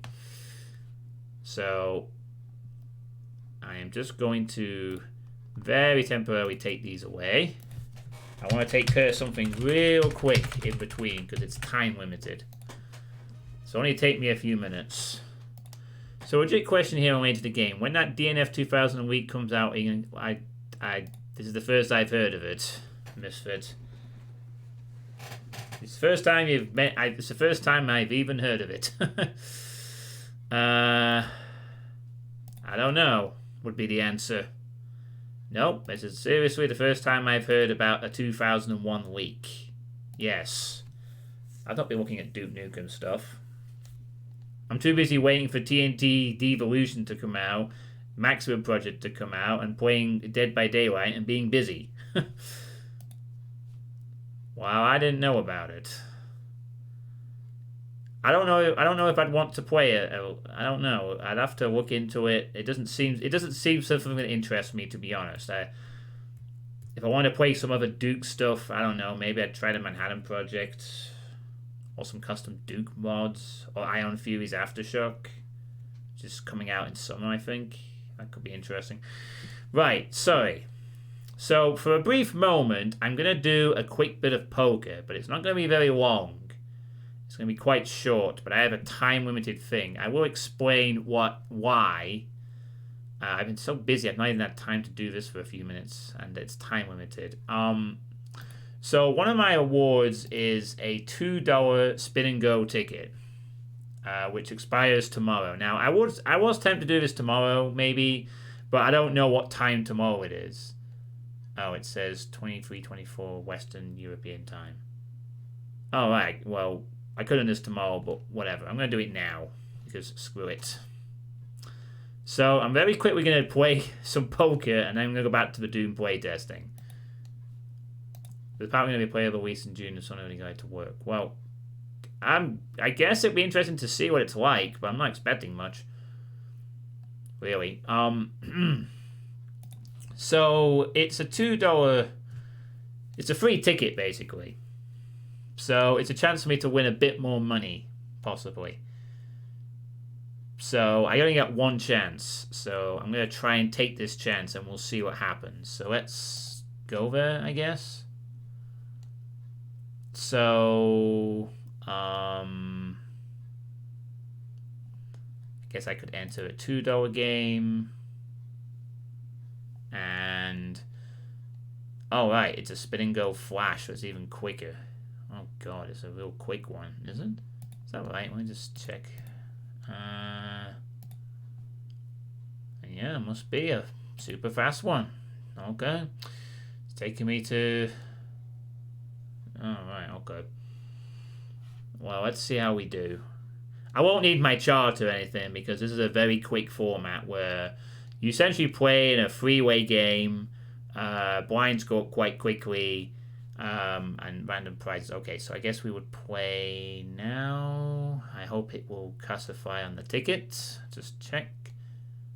Ah, yeah, here we go. You will be charged $2 ticket for this match. So this will be quick. So if I lose or win either way, we'll find out pretty quick. Alright, here we go. So looks like the ticket is in. So what happens is a random prize is dictated at the beginning of the game. Usually that is the price. It's usually double the amount. So we're playing for $4. But this is free. So it's essentially a way, can I get $3? And the game is very quick. So we have to play a bit differently. Can't play super tight. Of course, we're not going to be stupid. Because obviously this player has a hand. I have nothing. Good shot isn't worth chasing. I have a couple. Okay. King 7 suited. Nah, I don't know if this player is going to do something crazy like just go all in. And sometimes in this format, people do go in or very aggressive because you're encouraged to do that. Being out of position there was not great, even in this format. As you can see, the blinds are going to go up very quickly. It's about being quick. I think there's a lot of a luck element to this because of how fast the game is, but yeah, I got it for free, so it's a free opportunity. I would have played that King 7 if I'd known the other player was not going to raise it or do some crazy shit. Alright, this guy finally checks. Diamond draw. This guy is betting a lot of things. I don't have the nut. Probably not worth a spot there. Ah, this is a better hand. A raise. Well, we can call and see if a flop develops. Not the greatest flop, but I think we should check to the raiser. He might not like that ace. He might. We will see. Now, he could have raised anything. I'm going to take a card here, see what goes off. Okay, that puts him less likely on an ace, but not entirely out of his possible range. He might have like 2 high cards and maybe was trying to buy it. Let's see what he does. He is not slowing down. In fact, he wants this to be all in. But he hasn't committed all his chips. So this is either a bluff or he has an ace.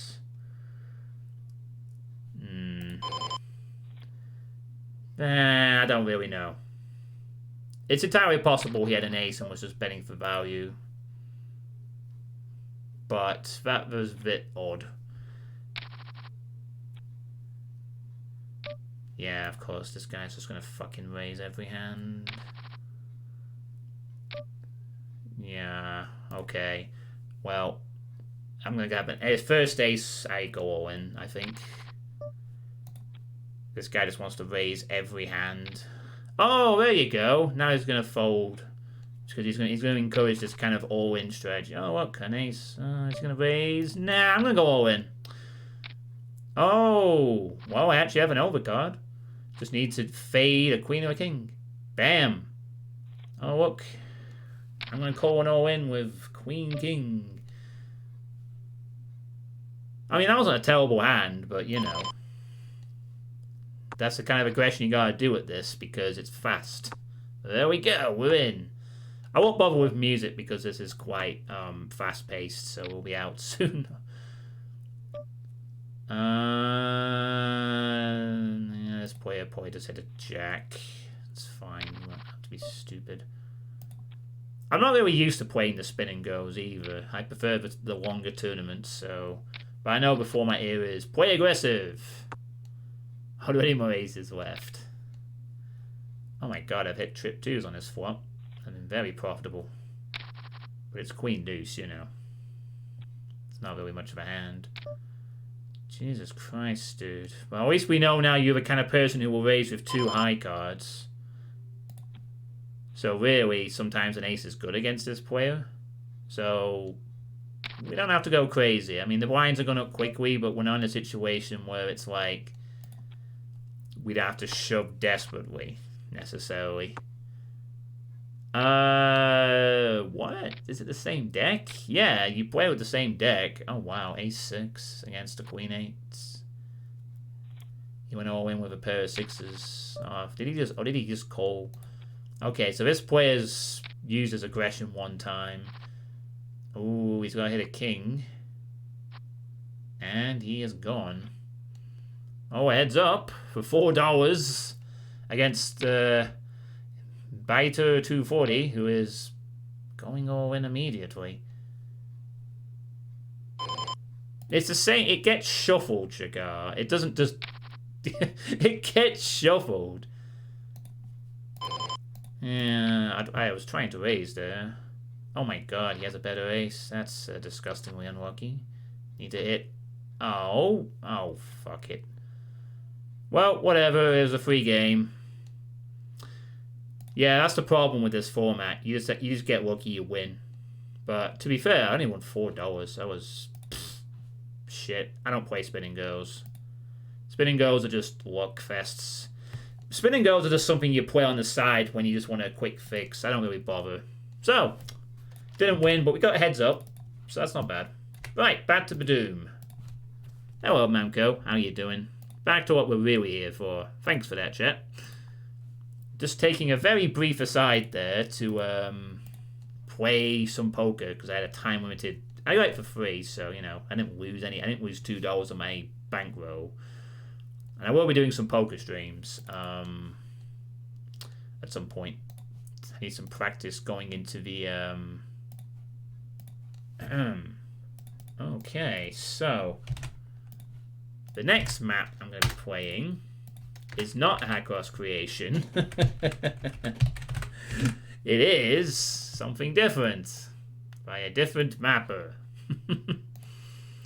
So let me just change that out. Get you the name of the player.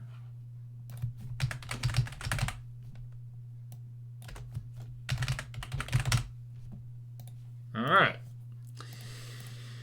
So, this is Anomaly by Hi Ron. Apparently 4 maps. Hi everyone, I just got into Doom mapping recently and I want to know how I am doing so far. The WAD itself features 4 short and sweet levels. Apparently difficulty is close to Plutonian, UDMF formats.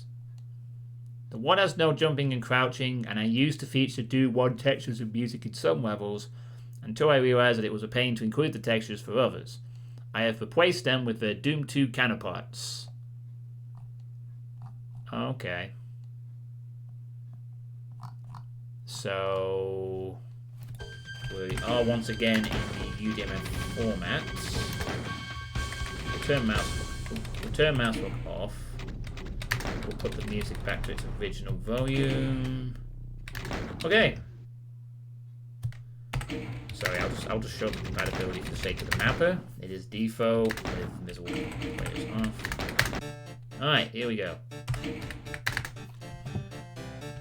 Hey, not derunning. Nice. Good start. This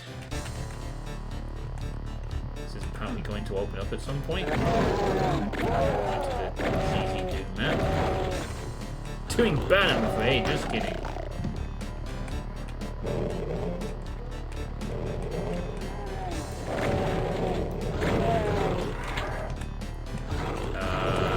Oh no, you are fucking kidding me.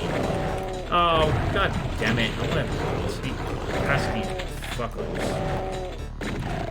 Jeez.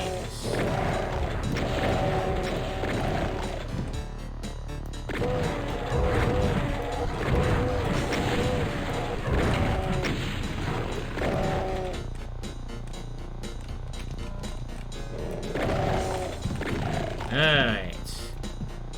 Most basic pinky trap. Ready! Nice white placement there. So I have barely any health.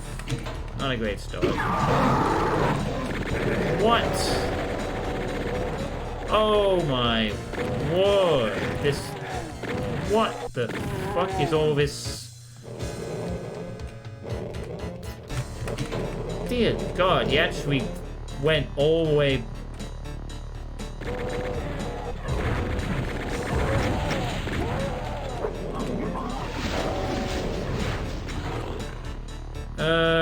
This could be a problem. Yeah, go fight some people.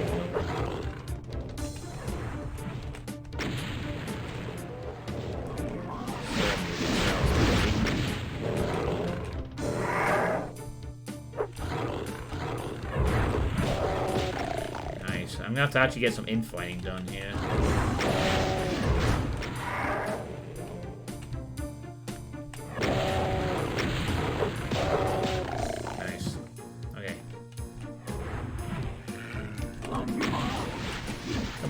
Hit him! Yeah! There we go.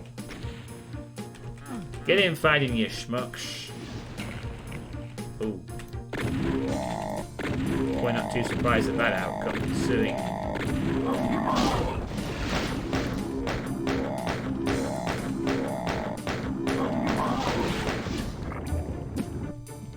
Whoa, he must have taken some punishment from something.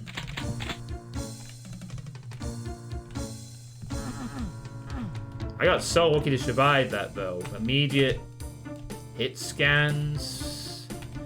Really thought out the where the player might try and back up to with all that. Nice secret.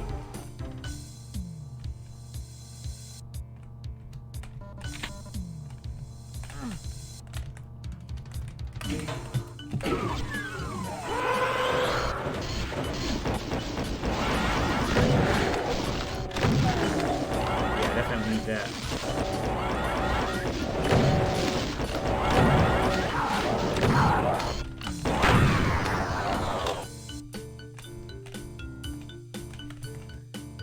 Wait, there's one enemy left? Where? Oh. Hi there. Well, I think we have an idea what we're in for the other 3 maps, don't you? Just a little bit. Just a small hint of what we might be in for there. Thank you for the 75 bits. Man, that cost us left a mountain to climb for this week's bit chart.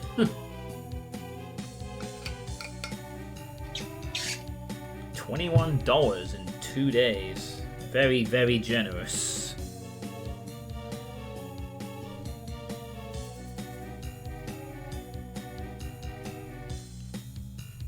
A Kia case at the LO. Nope. Not messing around. Yeah, I'm not messing with that. I might need the ammo. That was tight. I'm surprised I wasn't killed. Twice there. These lighting settings aren't on my end. I don't think I've set dynamic lighting on. So this is... it's some... it's almost semi-blinding, if you will. Looks kind of cool, though.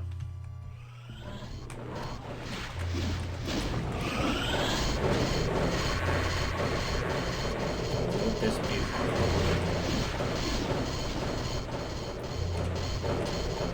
Oh yeah, Aojan, if you're still here, I saw a video just before I streamed.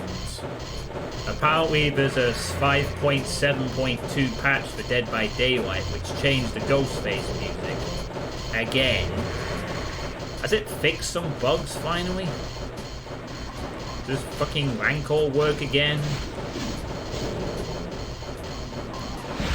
Yeah, the floodlights actually look nice. Summit. Mind you, this is a UDMF project. Oh, I didn't quite get him, but it's okay.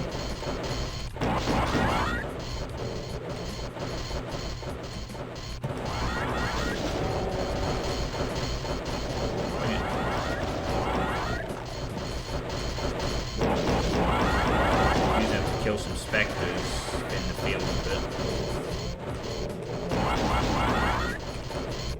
Possibly. Alright, fuck it. Let's dash over.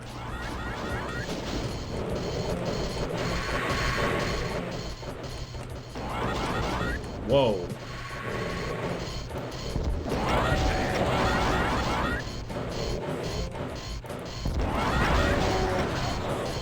Nice.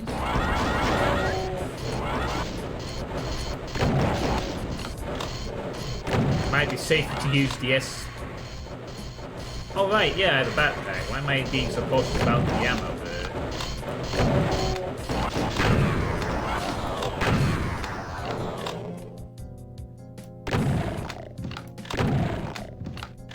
Nice.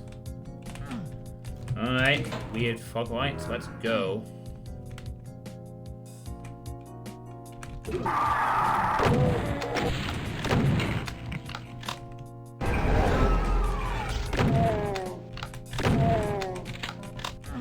Aha!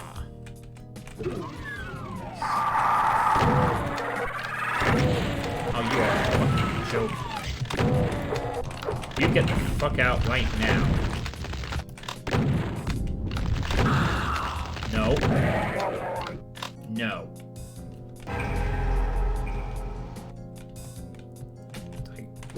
Secret within secret within secret within secret there. That was a little mad.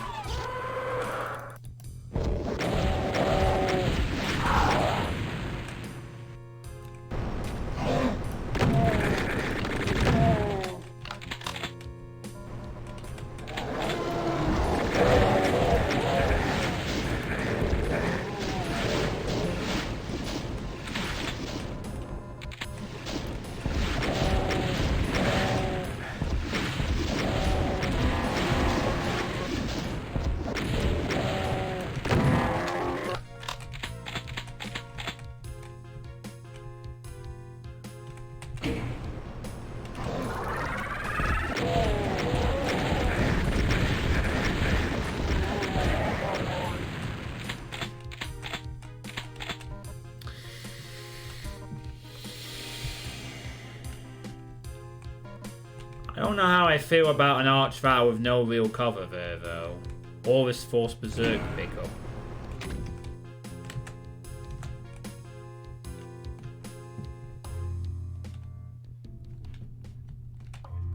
Yeah, the green lighting is nice, but that was no... Well, I guess you have rockets, but still. Oof. That's probably why the Berserk was put there. It seemed like Hyron expected the player to take a bit of punishment for that. That secret definitely helps getting back. That secret chain, I should say. Helps in getting back.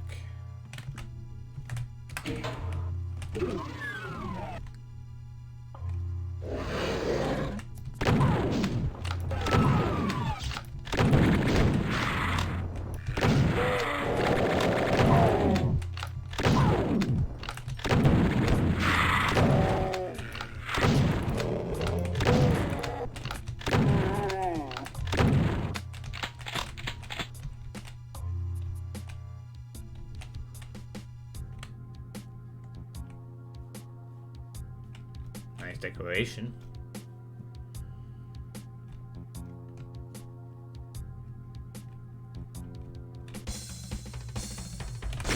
That wooden ceiling is bit not great. That looks cool with the light around the door. The fog lights were kind of nice.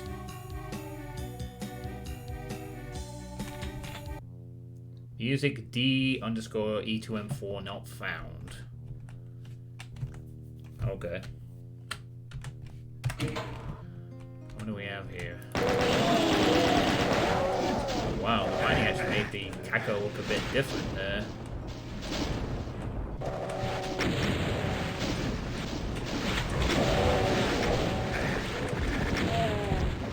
And the Cyber Demon. Oh, it is level 3 of 4. Guess it's time to bust out the Cyber.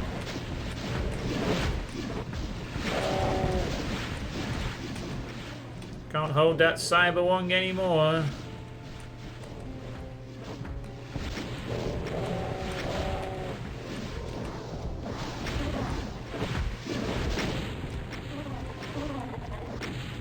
Wow, you spend a lot of time wasting around there.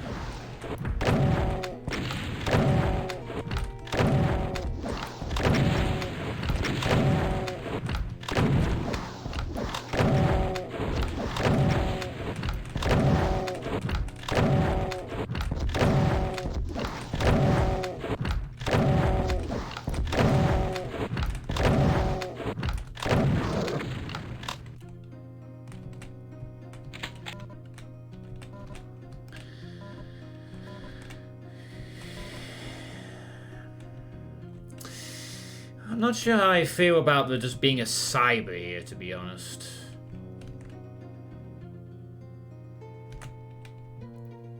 Didn't like your music. I liked your music. It'd be nice if you'd tell us what the source was. I don't know how I feel about there being a Cyber out here, to be honest. It just feels a bit much. Like... it functions okay, but...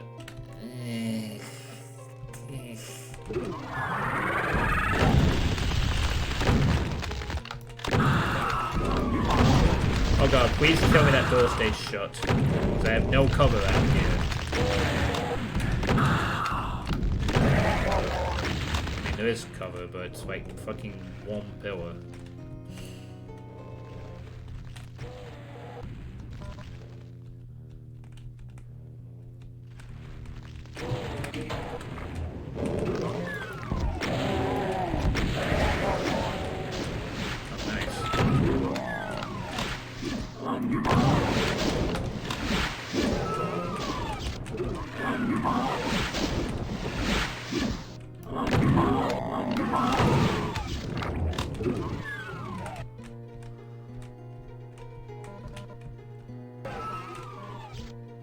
It's a big secret, I guess.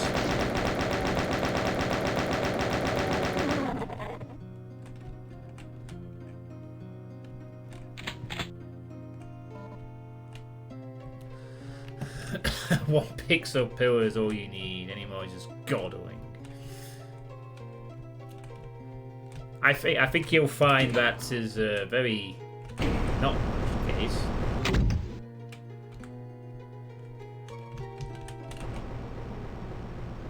I'll be right back. Some nice secrets to be found on this map.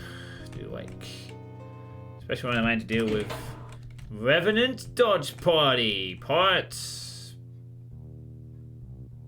1 for this map.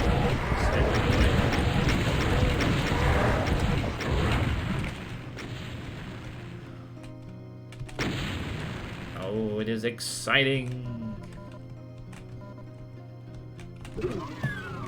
Why do you not well the DMV team's gonna finally claim the song? Yeah, that will be a way of telling. Someone will claim it and it's like, ah, so it's that band. Brilliant. Shabney, you're a genius. 2 Berserk packs. You're so generous, Mr. Ron. My god. Very generous indeed.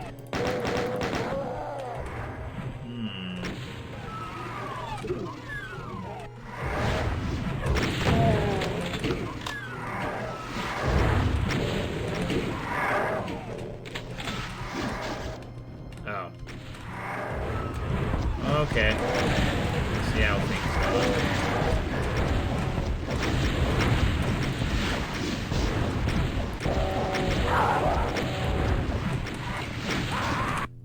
Excuse me, what the fuck was that?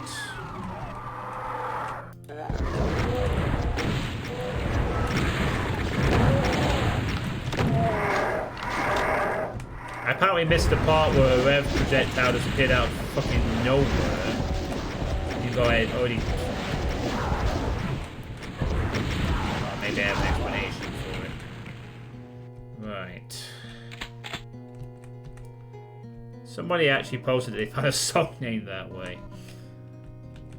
That sounds incredibly plausible to me.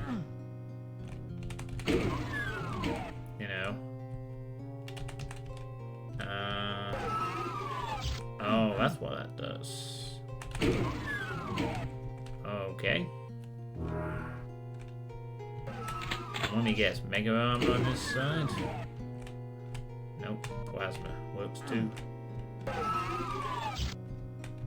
I swear I just saw a home. Nope. It's my imagination. Just old crazy John Sweetepee's imagination. Oh, it's lowering. They're all lowering. Oh no, mastermind! And a shitload of revs in between. I'm gonna go retreat in here.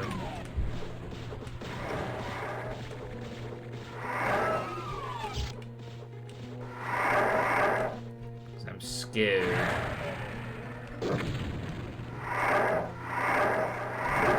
Now I got it.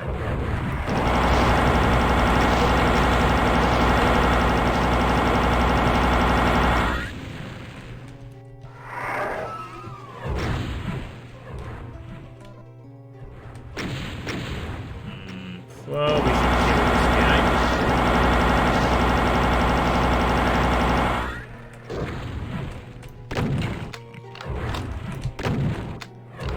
Wow. Missed the shot there.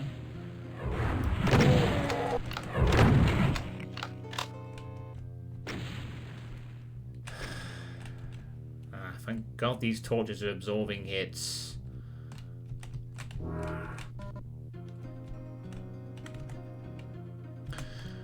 Very generous with health and ammo, I'll give you that. Iron. Very generous indeed. Makes it a little...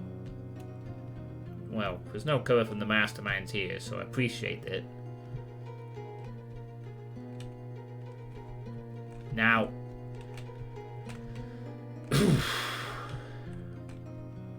Perhaps... the green torch reveal is where maybe you'd put a cyber in, maybe. Instead of 2 masterminds, how about 1 mastermind and 1 cyber? And leave the cyber that was here earlier for that.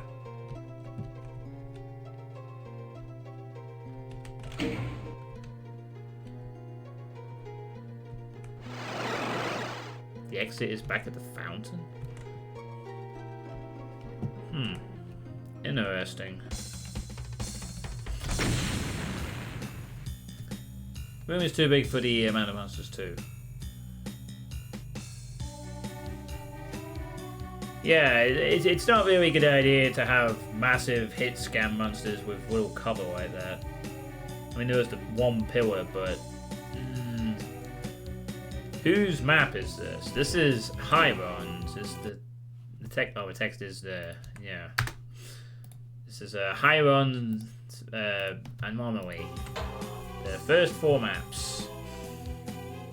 They are showing some flashes of Bretonia-esque dickishness, but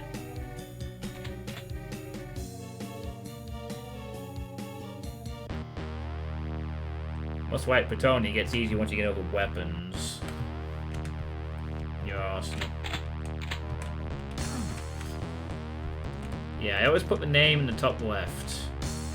I'm surprised that more playtest streams don't do that. You know, stretch door. Okay then.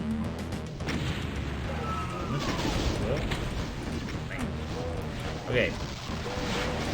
Let's go, big map. Just randomly hop on here.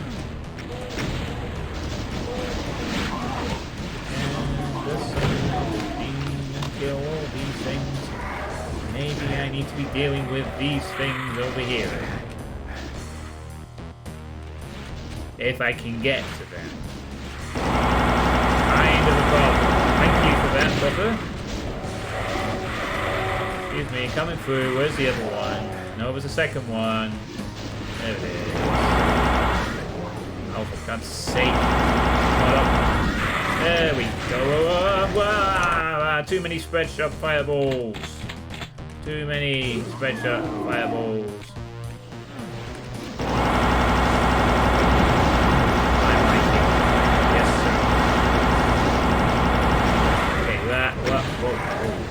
Okay, much better. Got to the problem enemies early this time. Helps. Mummy, I'm scared. I'm gonna hide behind this. Hey, Reckless Life, how you doing? That was 3 different hello emotes that you used. Welcome to the last map of Hiron's Anomaly. Poison area down there too. Come over here faster. Thanks. Appreciate it.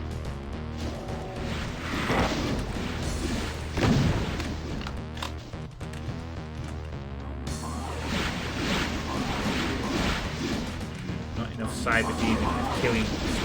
Not enough cyber demon killing these guys. Maybe that will change in a minute. Well, it's playable. That is true.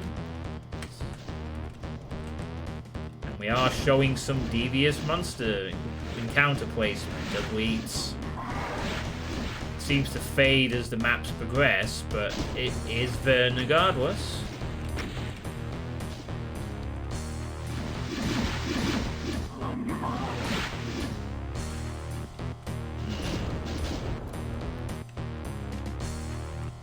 Okay, yeah. Game switch. Okay, are we gonna get some? Oh, he's going to fire.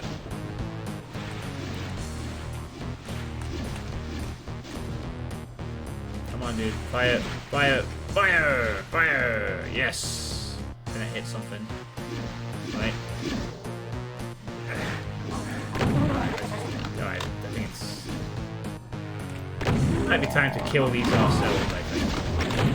Oh, thanks, Cyber Demon. Really, thank you. You wanker.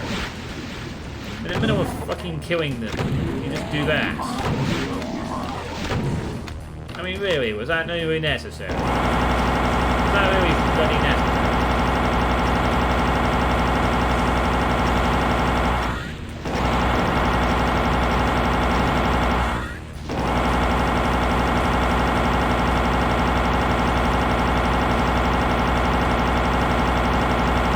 Now you're refusing to attack me, making this much more.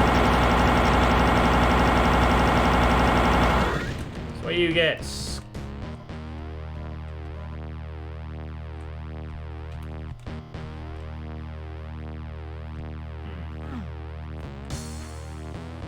If they tried the big rooms for 20% the size, it'd probably be decent fun.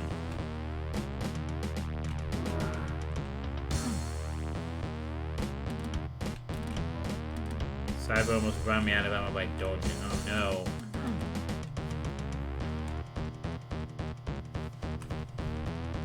Still got plenty. More than enough.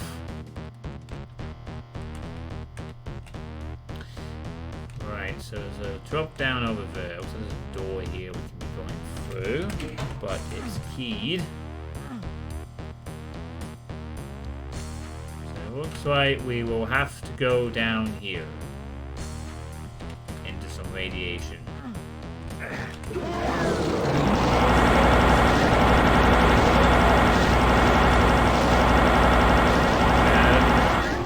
Thanks. Missing texture there.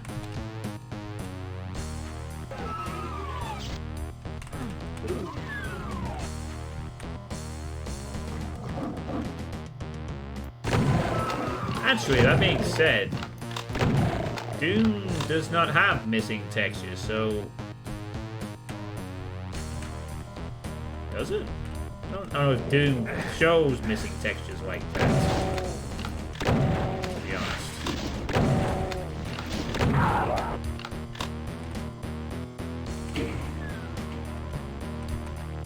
What is this stupid shit? Fucking going to the back? What? It's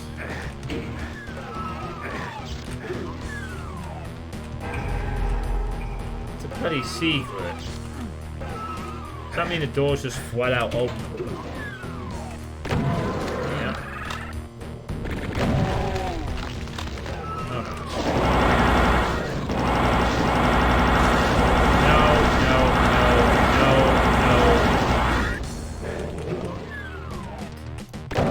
This area do not like.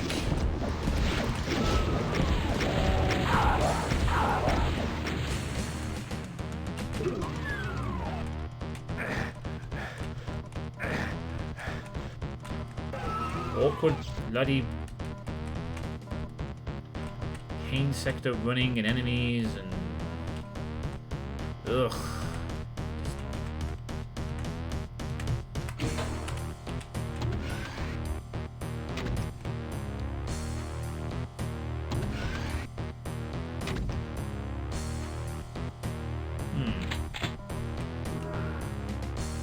Interesting.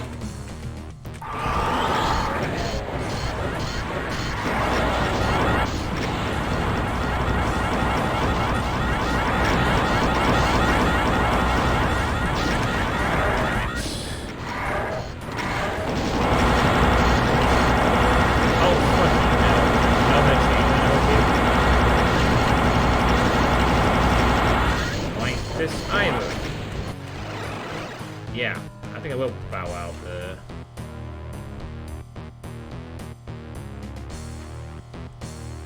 Oh, you gotta be joking me. That was... Shit, I probably need to get the fucking key from that room.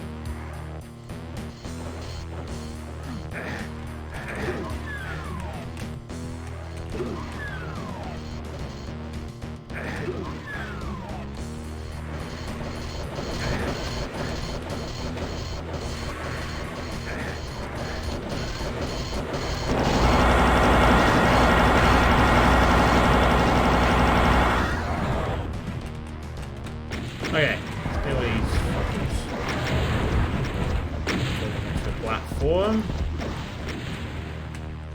my fault for missing the key for some reason.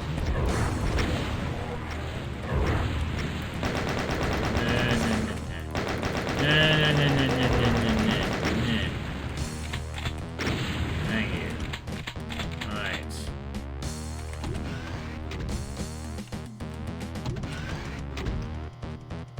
Ooh, upper and lower sides of texture on the width there. That's unusual. Yeah, I get the mirror thing as well. It's got the walls of the upper room on the top part and the pipes on the lower part and of the lift.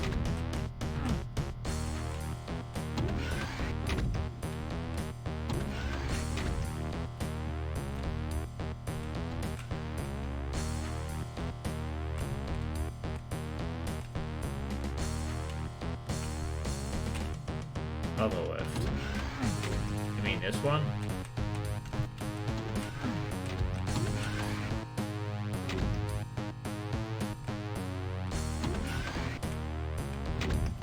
Oh yeah, I see what you mean. Like there's a texture switch midway through the lift. I didn't even really pay heed to that, but you're right, that doesn't happen very often. Huh. That is kind of cool and neat. This is why we have other people watch these playtest streams. They miss stuff that the streamer will sometimes miss.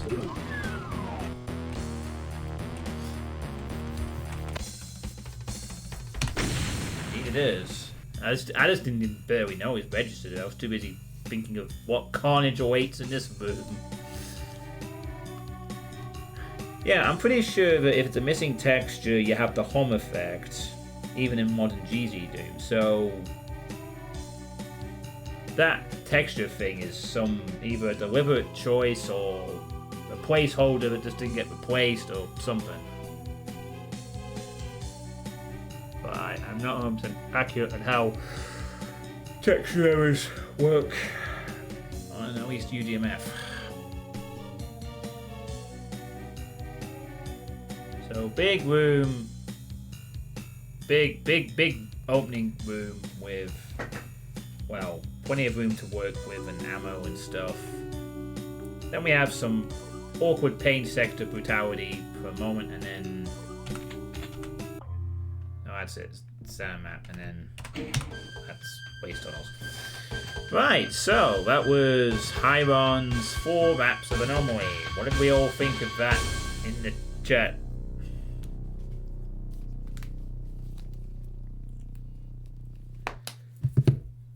Is also a possibility. Sugar, yeah, true. Definitely a possibility. Very good for the first few maps.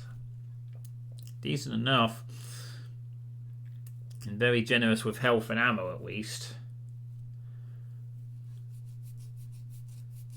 Still think that cyber on... The cyber on map 3 was unnecessary. Or, well, it was placed too early.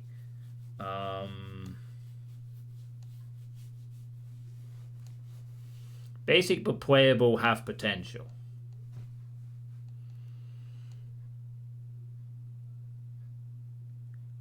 Yeah. And apparently really good at putting textures on lifts on the upper and lower section.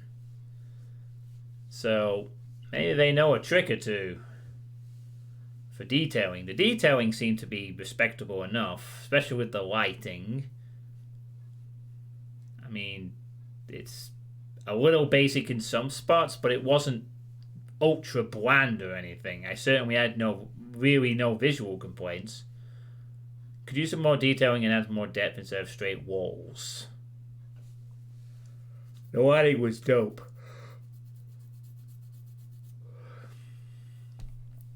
Yeah, I think maybe as Market Anarchy might have pointed out, there was 2 rooms that were very big and didn't have a lot of intensity to them. It feels like they are able to craft some decent ambushes in small-scale fights, but large-scale fights, perhaps something they need to work on a bit more in terms of them being interesting. Small-scale fights, they seem to have down pretty well. And the Plutonium S chain gunner, Rev, RG ambushing, sure. Just bigger scale fights require more quality to them, I think. Is what I would say. To this one.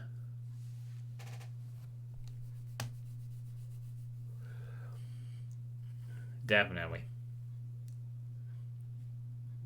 Some ceiling detail and stuff. Not sure if any white sector lighting was used. Maybe. We certainly had darkness and light, so they were... I guess there was some lighting used. Yeah, small scale flares were good. Maybe move on the medium and the large size. That's probably where we need to focus their efforts. Oh god, I'm yawning again. This is a terrible habit. Oh my goodness. Alright, so yeah, that was that one. Thanks, Hyron. Okay. It's your fault is that it fitted more cowbells. Could have used more cowbells. Well, this one promises to be interesting. Oh my goodness, look at that screenshot. That alone is quite something there. So,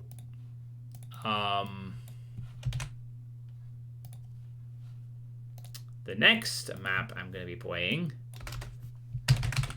is another UDMF map. It's all UDMF tonight, it seems.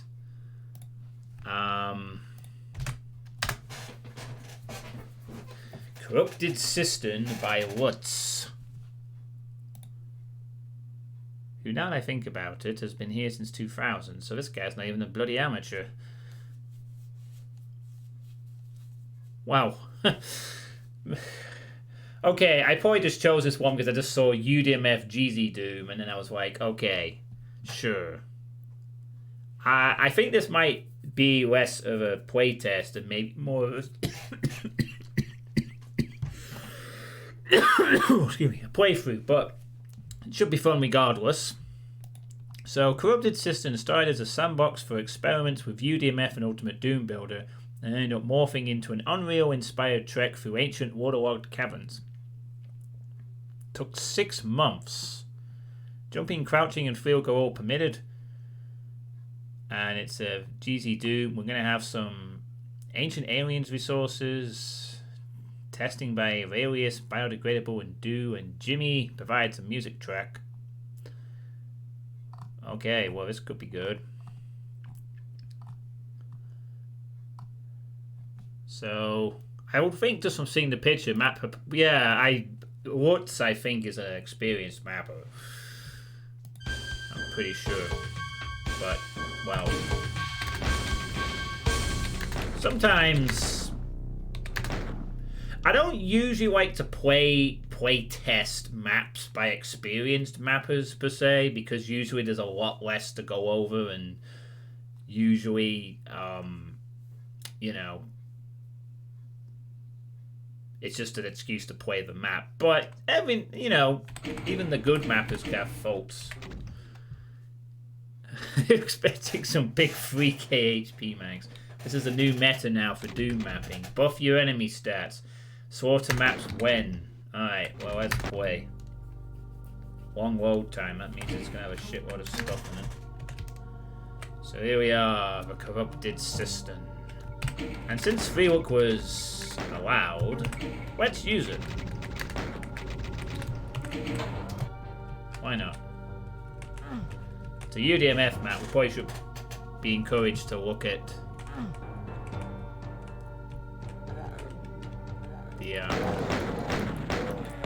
gorgeous architecture and whatnot. Also, it's the old thing that, you know, even the good mappers need playtesters. But I usually try and stay away because, as I said,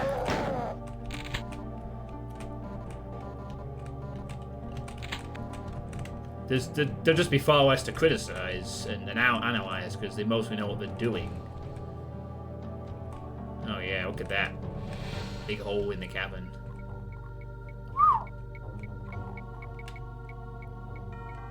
What's that? You've seen Vile play this one. Yeah, this looks awesome. Look at the light effect here. Like we got reflected, it's got like a watery. I actually thought like you could. Oh, hang on, what's these purple things? Oh. It's scrolling textures. It looks a bit weird, but kind of works if you don't think about it too much. Now, there's water text I could drink. Yes.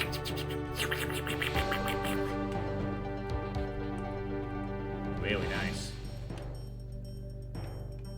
Yeah, you can see like the four parts of it there all coming together.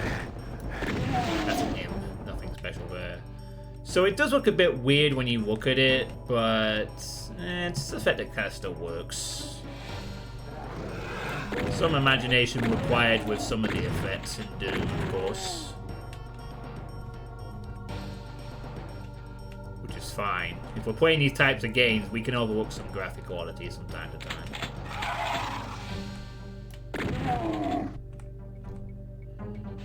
Oh god, look at this. The staircase! Oh, look at this barely visible caco I can't even see. It's hidden.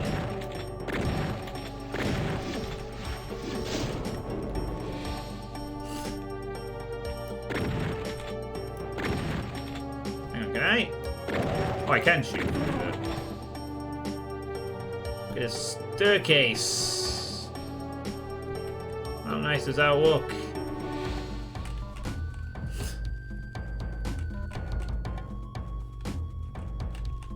You can be evil and murderous without being rude. What if this is a pain sector? It is not. I can actually go through. Lovely. Health we don't need. Yeah, this is the joys of UDMF in good hands. You get some really nice looking maps.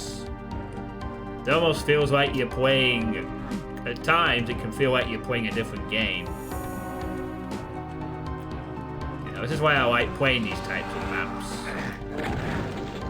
You get the classic Doom gameplay, you get all this nice modern-y architecture-y stuff. And when it all comes together, you get happy times.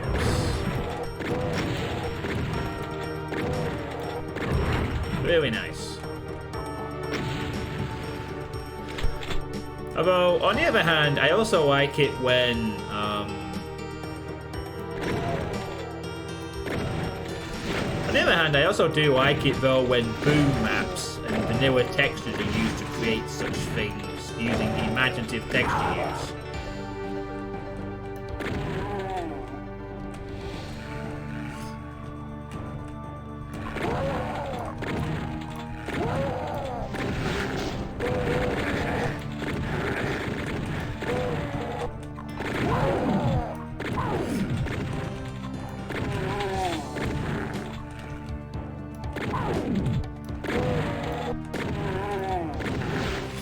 Quite appreciate the shading a little more, actually.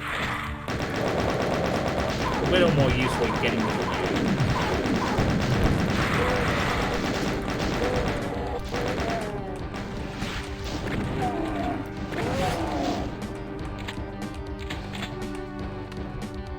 Time to hydrate already.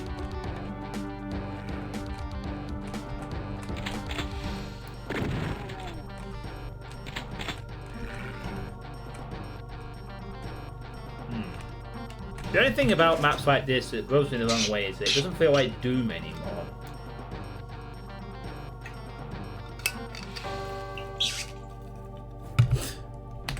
After the fight, of course.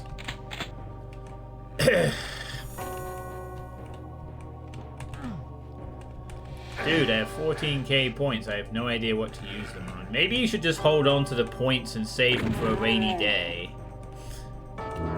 You know. Hold on to them for a rainy day.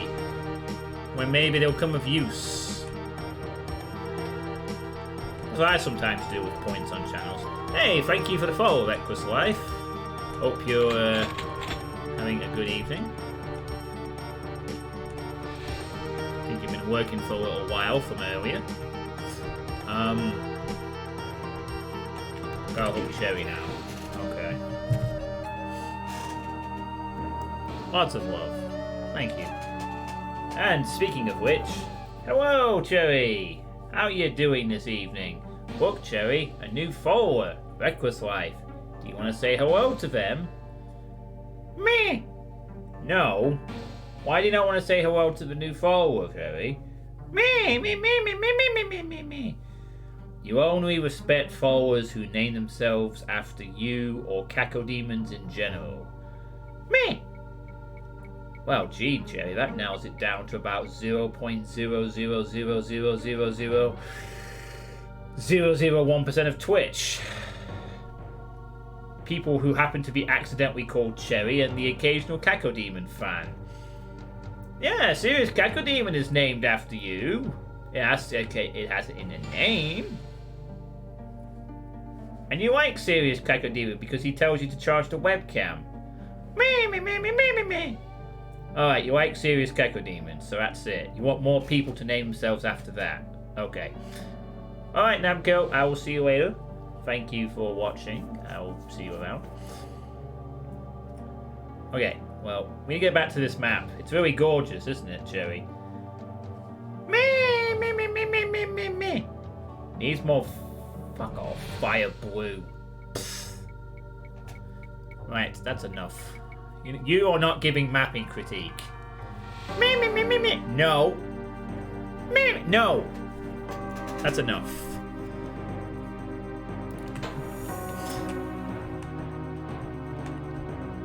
Bloody Cherry's crazy mapping ideas. Ask Cherry about the baby. Oh, damn. I'll have to do that next time. Maybe not a good idea to bring up the baby geckos. Might give him an existential crisis or something.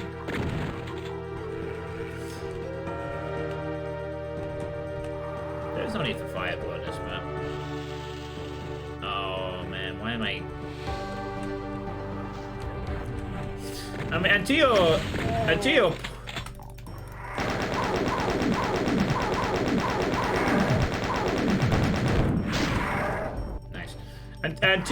And to your point earlier, Shavni, sometimes reading away from the Doom gameplay a little bit is not a bad thing for UDMF, and sometimes it doesn't really feel too much different. Like, the core Doom gameplay is so good that you can put it in many different scenarios and still recognize it as being, like, Doomish.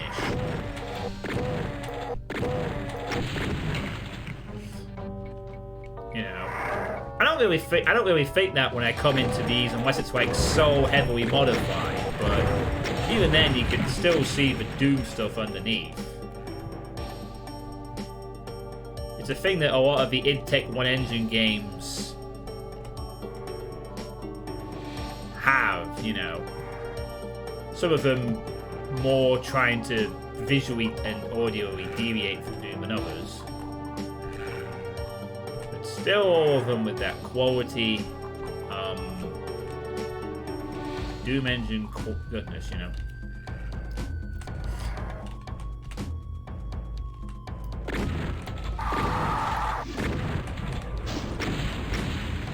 I don't feel it's a detriment to feel like you're playing something else sometimes.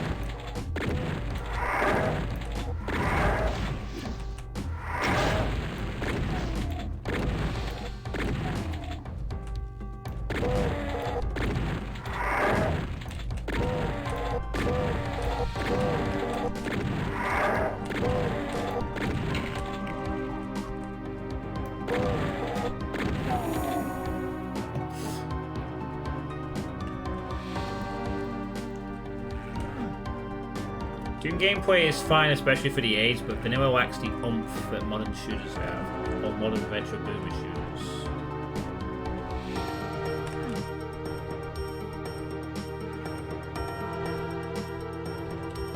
Perhaps try saying that after playing Struggle by Andres.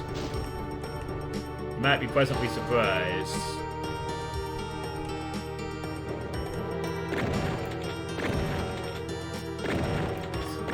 There are some Doom map sets that make the game even faster. I mean, I struggled with Struggle because of this crazy speed that Andres brought to the table. Honestly.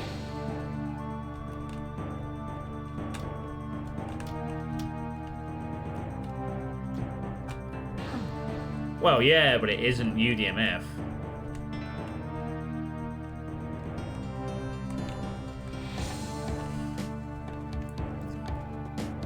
It all really just depends on the map set and what it's trying to do.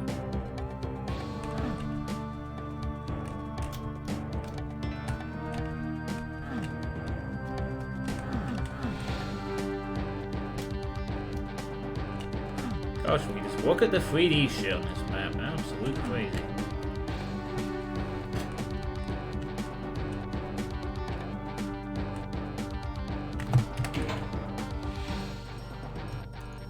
These walk phase feel kind of very unrealish.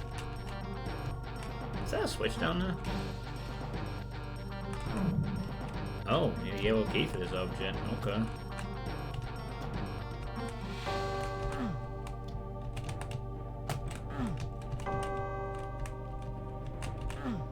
Need a blue key for this object. Okay.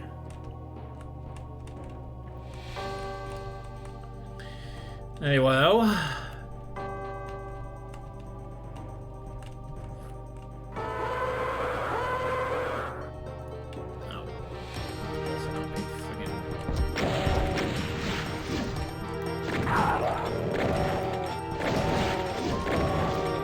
I see what you mean. I mean, as the technology has gone on, there have been games that are faster than Doom, of course. Dusk, for example, is way, way, way faster than Doom, and it doesn't have a hit scan problem.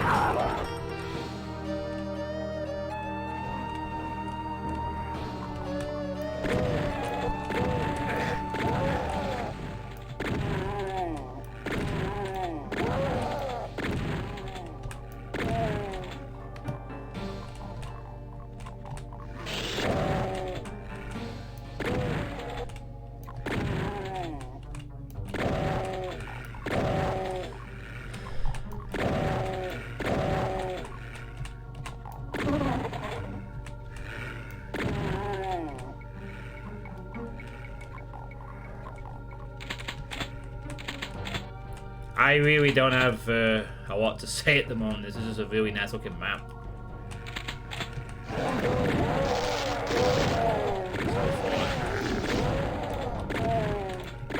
Do as what it says on the tin.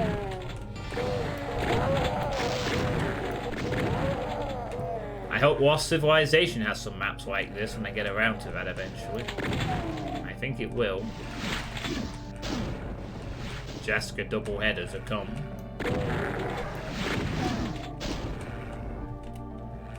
Overcharged.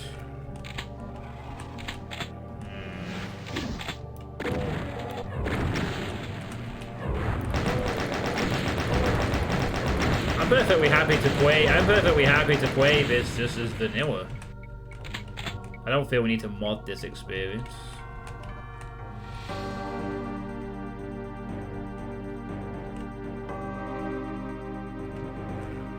Really nice swapping. Oh, that's a secret. Right? Surely.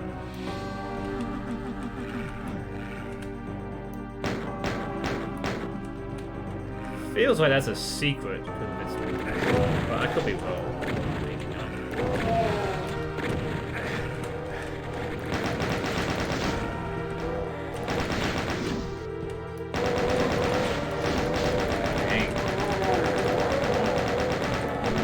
Yeah. Oh.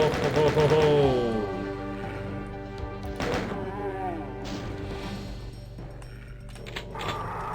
Oh crap.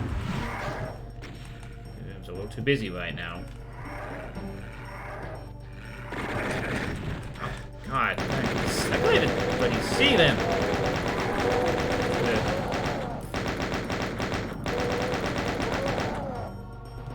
Just barely make out the...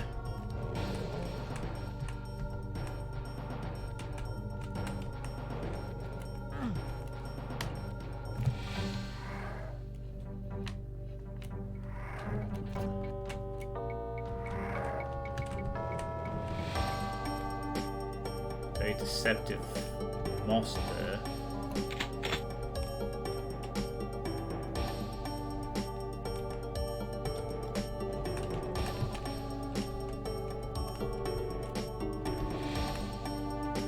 We're definitely not super high on the ammos. No SSG so far, but it doesn't feel like it's been needed yet.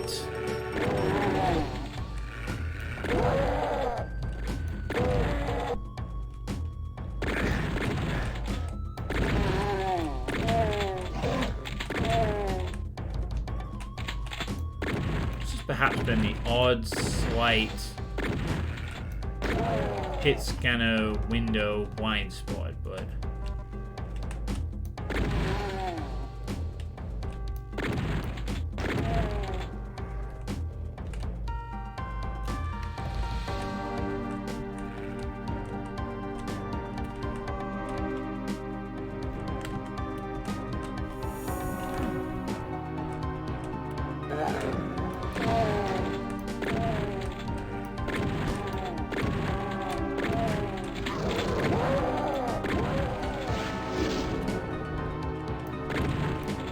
combat feels like it's more based around the exploration, incidental type of gameplay.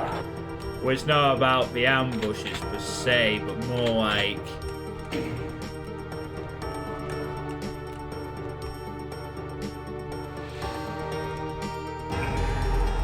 Nice.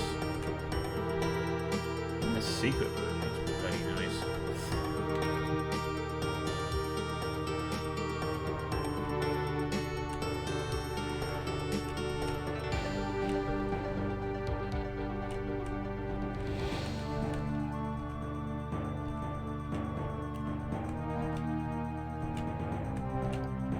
Crack effect.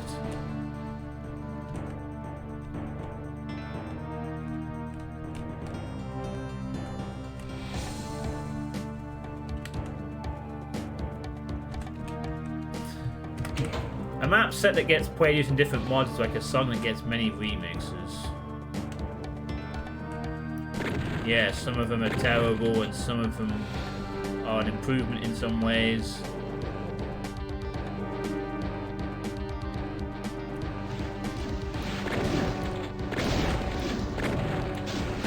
There are obviously games that can do improve on Doom's, you know, the FPS stuff,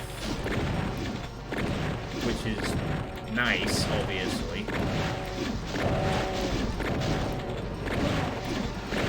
There's a nice variety of these old school FPS games coming out.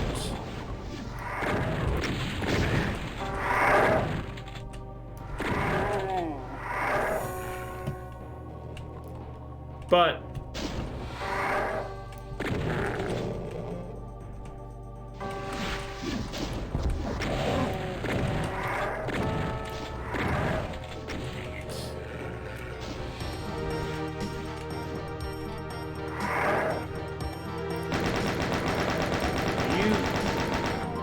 I thought you were fucking dead already. I ain't bloody hell. Creep.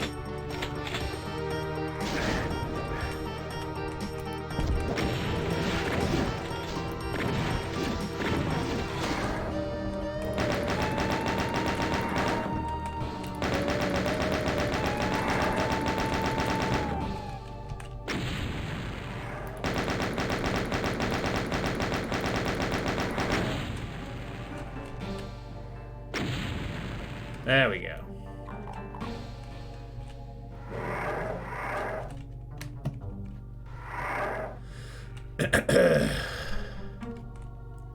You got some torches on bridge. In some ways I'm reminded of Unreal, and then I'm also reminded a bit of oh, there's the SSG. This also reminds me a bit of a Thief level. You know, especially with those magical crystal ceilings. A bit like one of the maybe the Way to Thief levels, Thief 1 levels. There's that really nice architectural feel to it.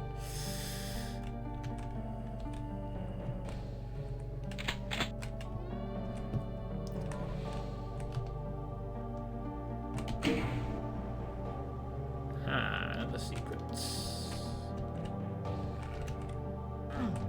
Problem is, where? Oh, I wonder if it opened. No.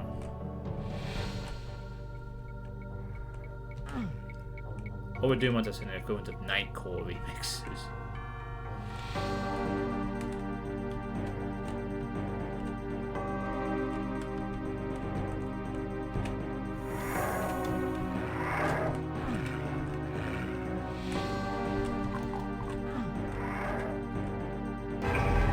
Oh, this is the secret. Nice. Don't want to find the secrets. I also like how he made these the jump heights so that you could get out the water. No inconvenient upper platform.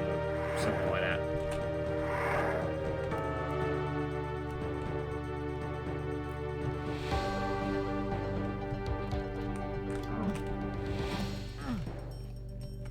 Nice for Lutz to have that consideration, not to make the jumping out of the water too awkward to deal with.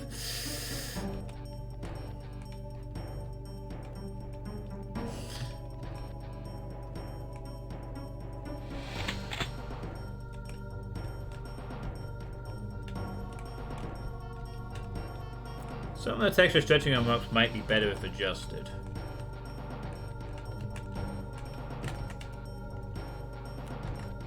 Oh, we're gonna get some portals being used. I didn't even notice. Finally remembered to bumble into the correct part of the map again.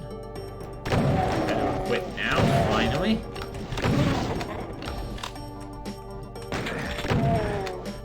Better equipped to waste the SSG on a pistol zombie. Yep, absolutely.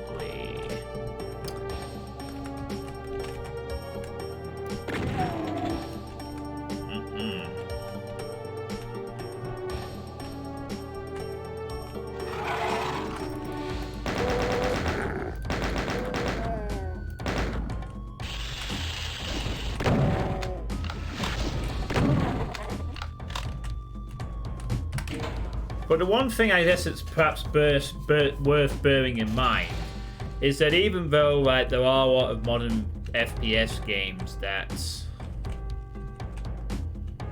do some things better than Doom and do a variety of things, let's keep one thing in mind as we're playing this. I'm playing a mod of a game that was originally released in 1993. Next year it will be 30 years since this original version of this game came out, and the community for this game still exists to the point where today, even though this granddaddy of the FPS genre is still producing maps that can stand up to some modern games. Modern FPS games, I suppose. The problem with a lot of the modern boomer shooters is they'll be around for about a year and then that's it. There will be no longevity to them. There will be no massive amounts of custom content to them. There will be no swath of expansions for them, I suppose.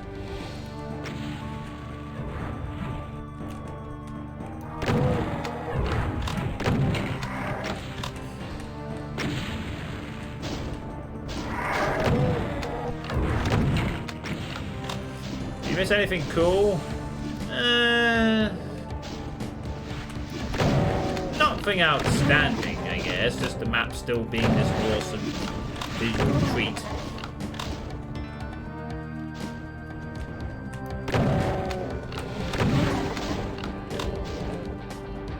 I mean, I guess not every modern boomer shooter FPS has to have a community that goes on forever, but longevity of these types of games is, you know, will be a thing. Whereas with the stuff like Doom and Quake, people are going to make stuff like this for another 30 years. I'm going to be an old man and people are still going to be making Doom content because, well, it's a damn fine game and will still be fun and playable in 2052, 2082, and 2102. They do. The problem is, a lot of modern games don't bother with them. Look at that, I can walk up this slope. Cool shit.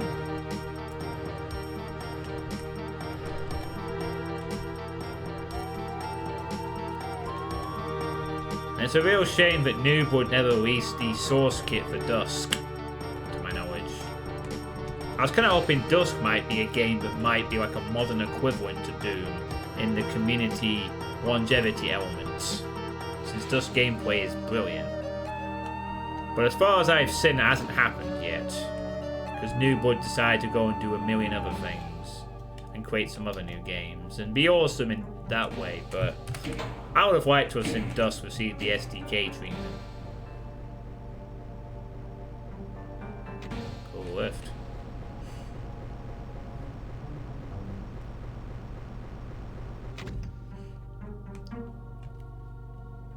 And it is, really. Not in all games. Sometimes a game's good by itself and you may don't want it, but sometimes it's like, why are we still playing this game? Why are we still playing Quake? Why are we still playing Unreal stuff?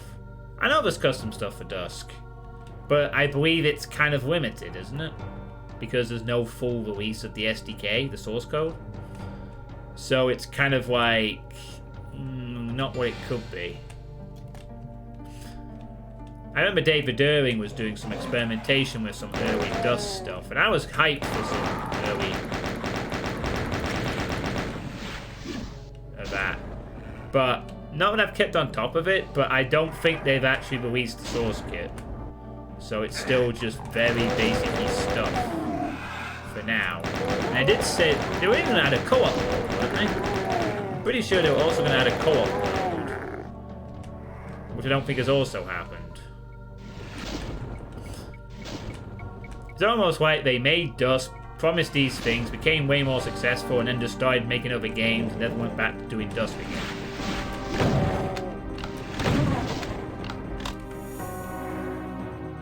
I mean, I believe the creator of Dusk even released a horror game called Iron Lung recently, which was kind of interesting. But I would have liked to have seen Dusk have the co-op mode, have the mod kit, build its own community, have its own mappers and stuff. It's one of my favorite FPS games. Atmosphere, gameplay. It's a game that demands to have a Doom level community behind it, but it's not. You know? Yeah, I guess. I don't really care for Medieval that much. As much.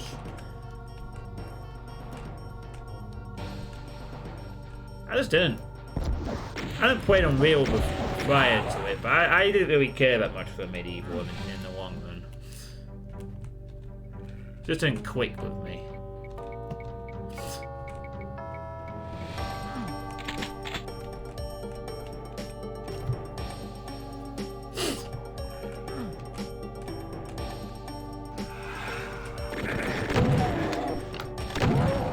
Particularly liking these bloody chain gunners blending in with the darkness and snipers throughout some parts of this, even though I've not been killed by any of them.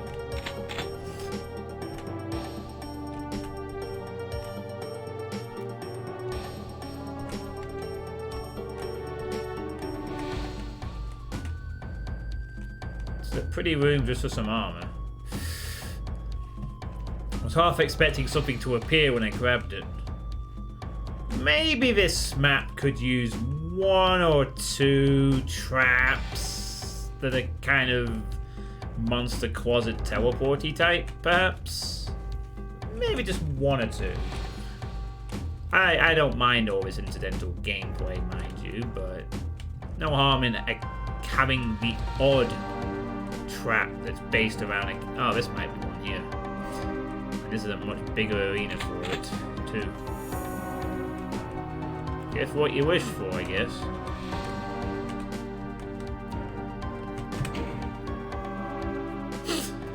Well, Ion Fury is getting an expansion called Aftershock, which I believe is coming out this summer.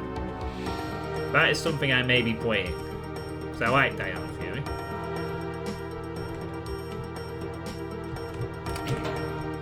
Another new campaign? Not the prequel one, the thing which I never played. There we go. No? No teleports, no monster closets, no ambushes. Interesting. Really sticking with this code of just having all the monsters be around on the map.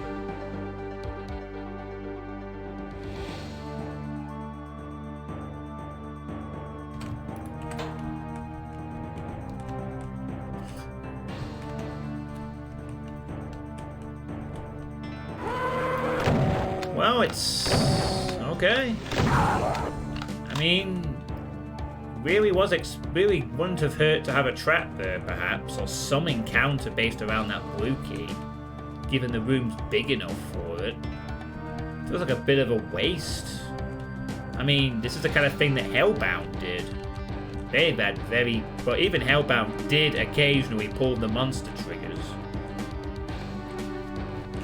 But, it's fine, I guess. Exploration gameplay like this, it's not a problem.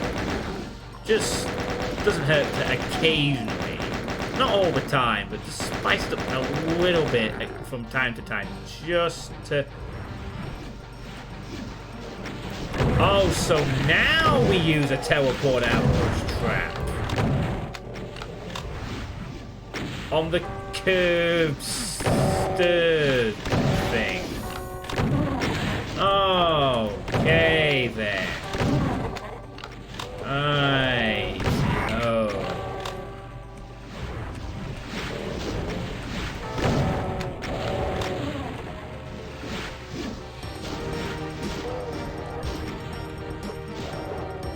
Well, I guess he did include it. On the 3D curve cakewalk thing. Alright.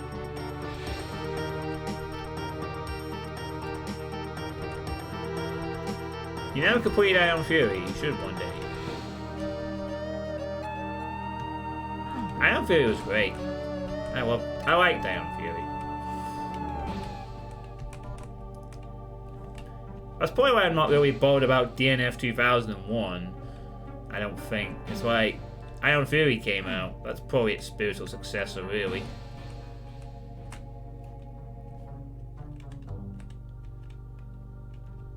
If you want a good guide for all secrets.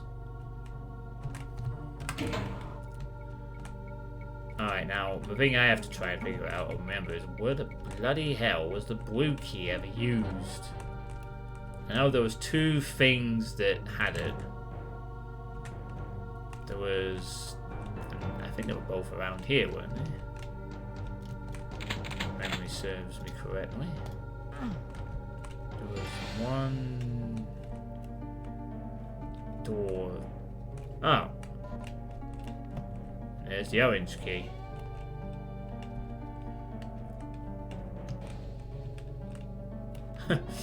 Didn't I just like completely forget to pick that up ages ago? Right, it was 2 passageways, weren't there? I'm just trying to remember where they... Yeah, this was one of them. Blue key, yellow key. Hang on a minute, wasn't there also another one somewhere?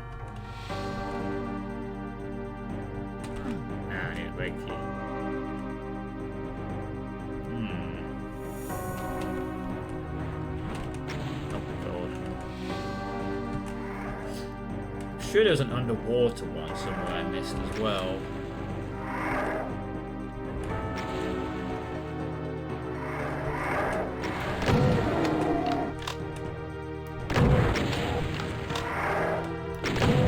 I hear a cyber demon.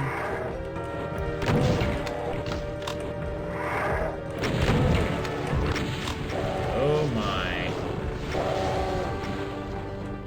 Alright, you have fun with that. I'm gonna go find this other... Ah, it was down here, wasn't it? The underwater secrets.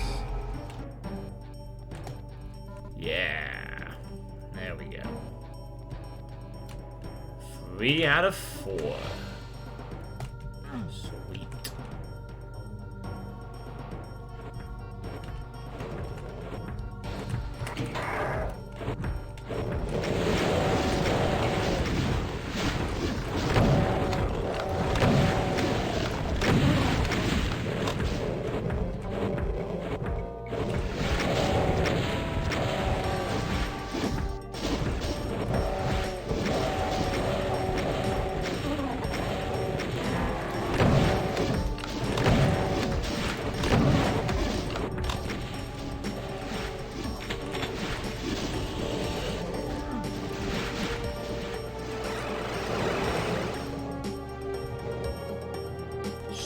Pain elemental somewhere I need to deal with.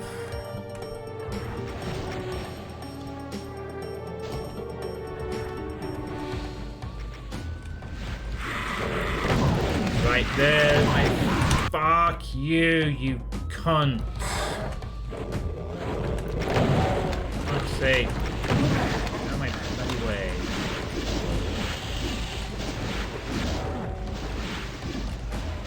Let's grab that.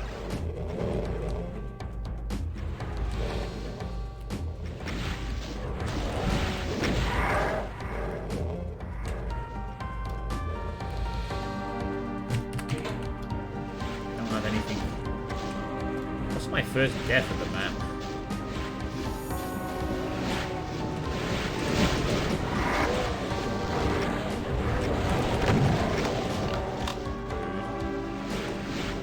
Where is that meatball?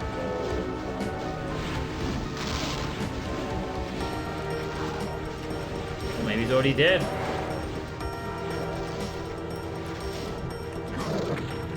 Wow. He angered so many monsters at once, they all just ganged up on him. Holy crap. I wasn't particularly paying attention, but I think he aggroed everything so quickly. Oh no, the meatball is in... Wait, is that... Oh, it was always locked. He's staying there then. I guess.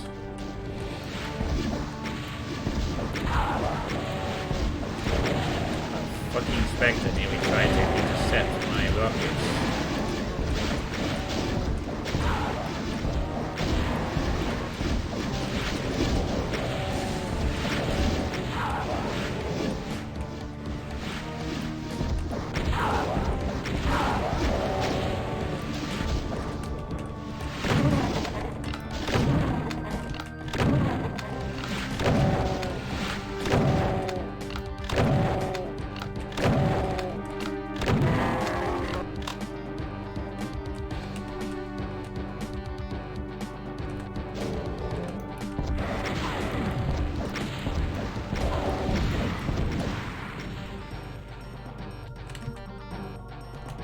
That's it.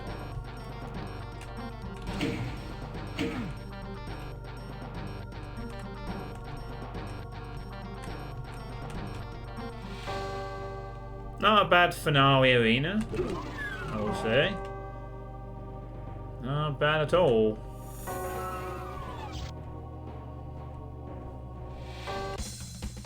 Alright. 320.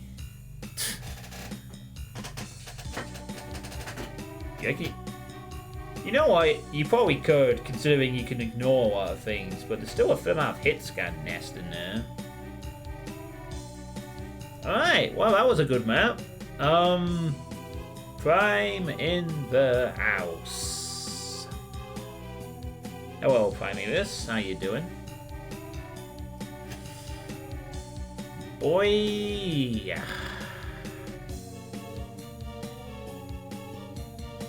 that was a good map. Only thing was, I occasionally did not like the hidden chain gunners among Ivy and Darkness, but as none of them killed me, I guess they weren't the most egregious. And maybe a missed opportunity on the blue key for a bit of an ambush, perhaps, but otherwise, very nice incidental exploration gameplay, really beautiful looking map. It's a sign of someone who's been doing this for a long time. Not much else to say there. I feel maybe the blue key could have had the gameplay be more... That was really it. Just maybe the blue key room needed to be... possibly have a ambush in it, really. But that's it. And this is underholes with dark blue water in it. I'm doing alright, Primevis. I'm doing okay. I'm back into the proper sort of streaming. I've really been kind of absent for the last 2 weeks, 3-ish weeks really, due to a combination of real life busyness and being unable to stream Grezzo 2 on here. But I'm sort of catching up now as fast as I can. So yeah, good stuff by Lutz. Any thoughts from the chat on this map? This last map of the stream?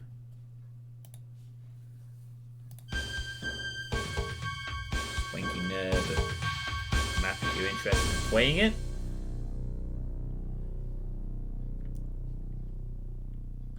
Very beautiful map. The only things I would change is an opening in the ceiling above the trees. That and add white sources that are causing the water to glow.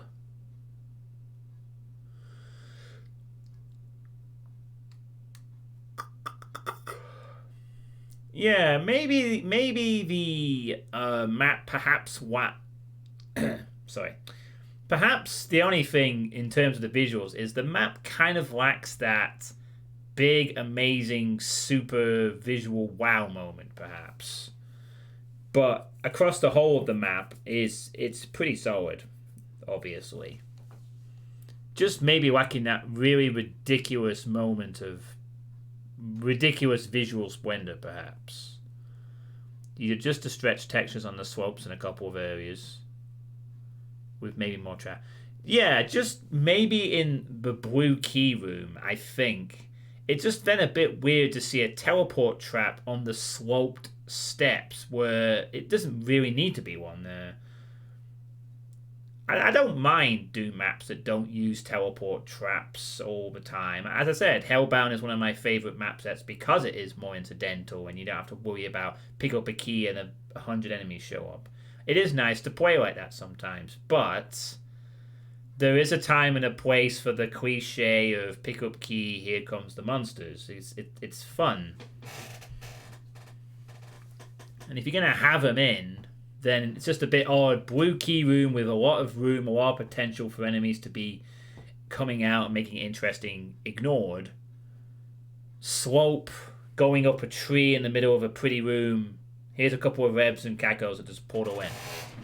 And then the portal and the red key fight at the end.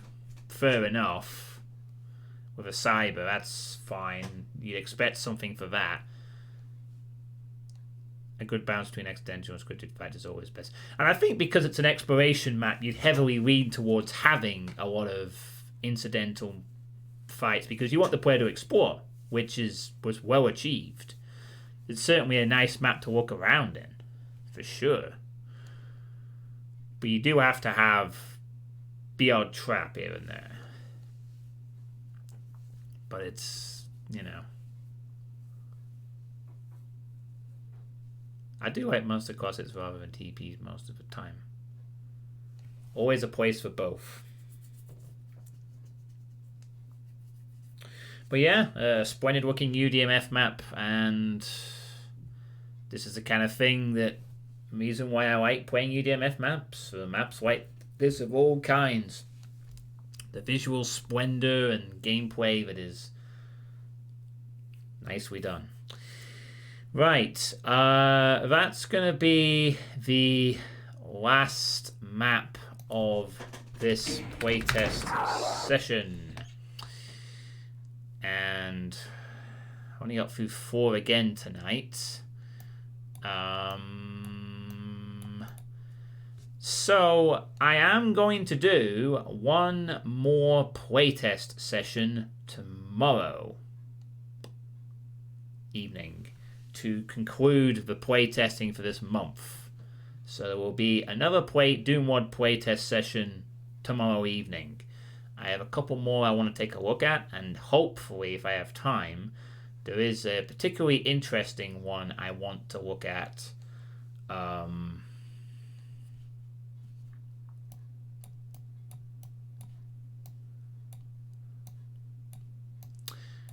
Near the end.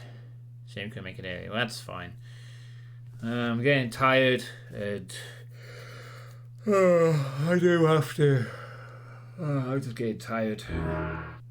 I need to kind of play a tiny bit of DVD before bedtime for my dailies, so I'm probably just going to do that real quick and then just go to bed, probably. Hey, thank you for the follow, Marauder Murdoch. It's a shame you're coming at the end of the stream. Hopefully you've been working around for a bit. Hope you haven't just followed and like... But thanks for the follow anyway. Thanks for stream. And yes, I do hate revs. Oh, great. You are more than welcome then. If you hate revenants, then brilliant. That's fantastic. I'm glad. Let's all hate revs together. Grr, hiss. They're evil even though they're necessary. So yeah, more playtesting tomorrow, and then the idea will be once my Thursday and Friday are done with the poker and the gaming night, then the weekend I will finally get to play Nightmare Reaper. I'm very excited to play it. Can't wait. Right, let's go raid someone. All 23 of us. Holy shit. We're getting back up towards Sunder territory. Ooh. Ooh. I felt a spine chill just saying that word. Sunder. Ugh. Ugh. Oh gosh. Oh, let's not mention it anymore. Whose wife? Oh, Napsom. I'm gonna raid Napsom this time. Give Napsom some love. He's playing Mayhem 2020 by the looks of it. So you're getting taken from Doom to some more Doom. So thank you all for watching. I'll catch you all tomorrow for more Doom, more playtesting, more possible gems. Have a good evening, everyone, and stay safe.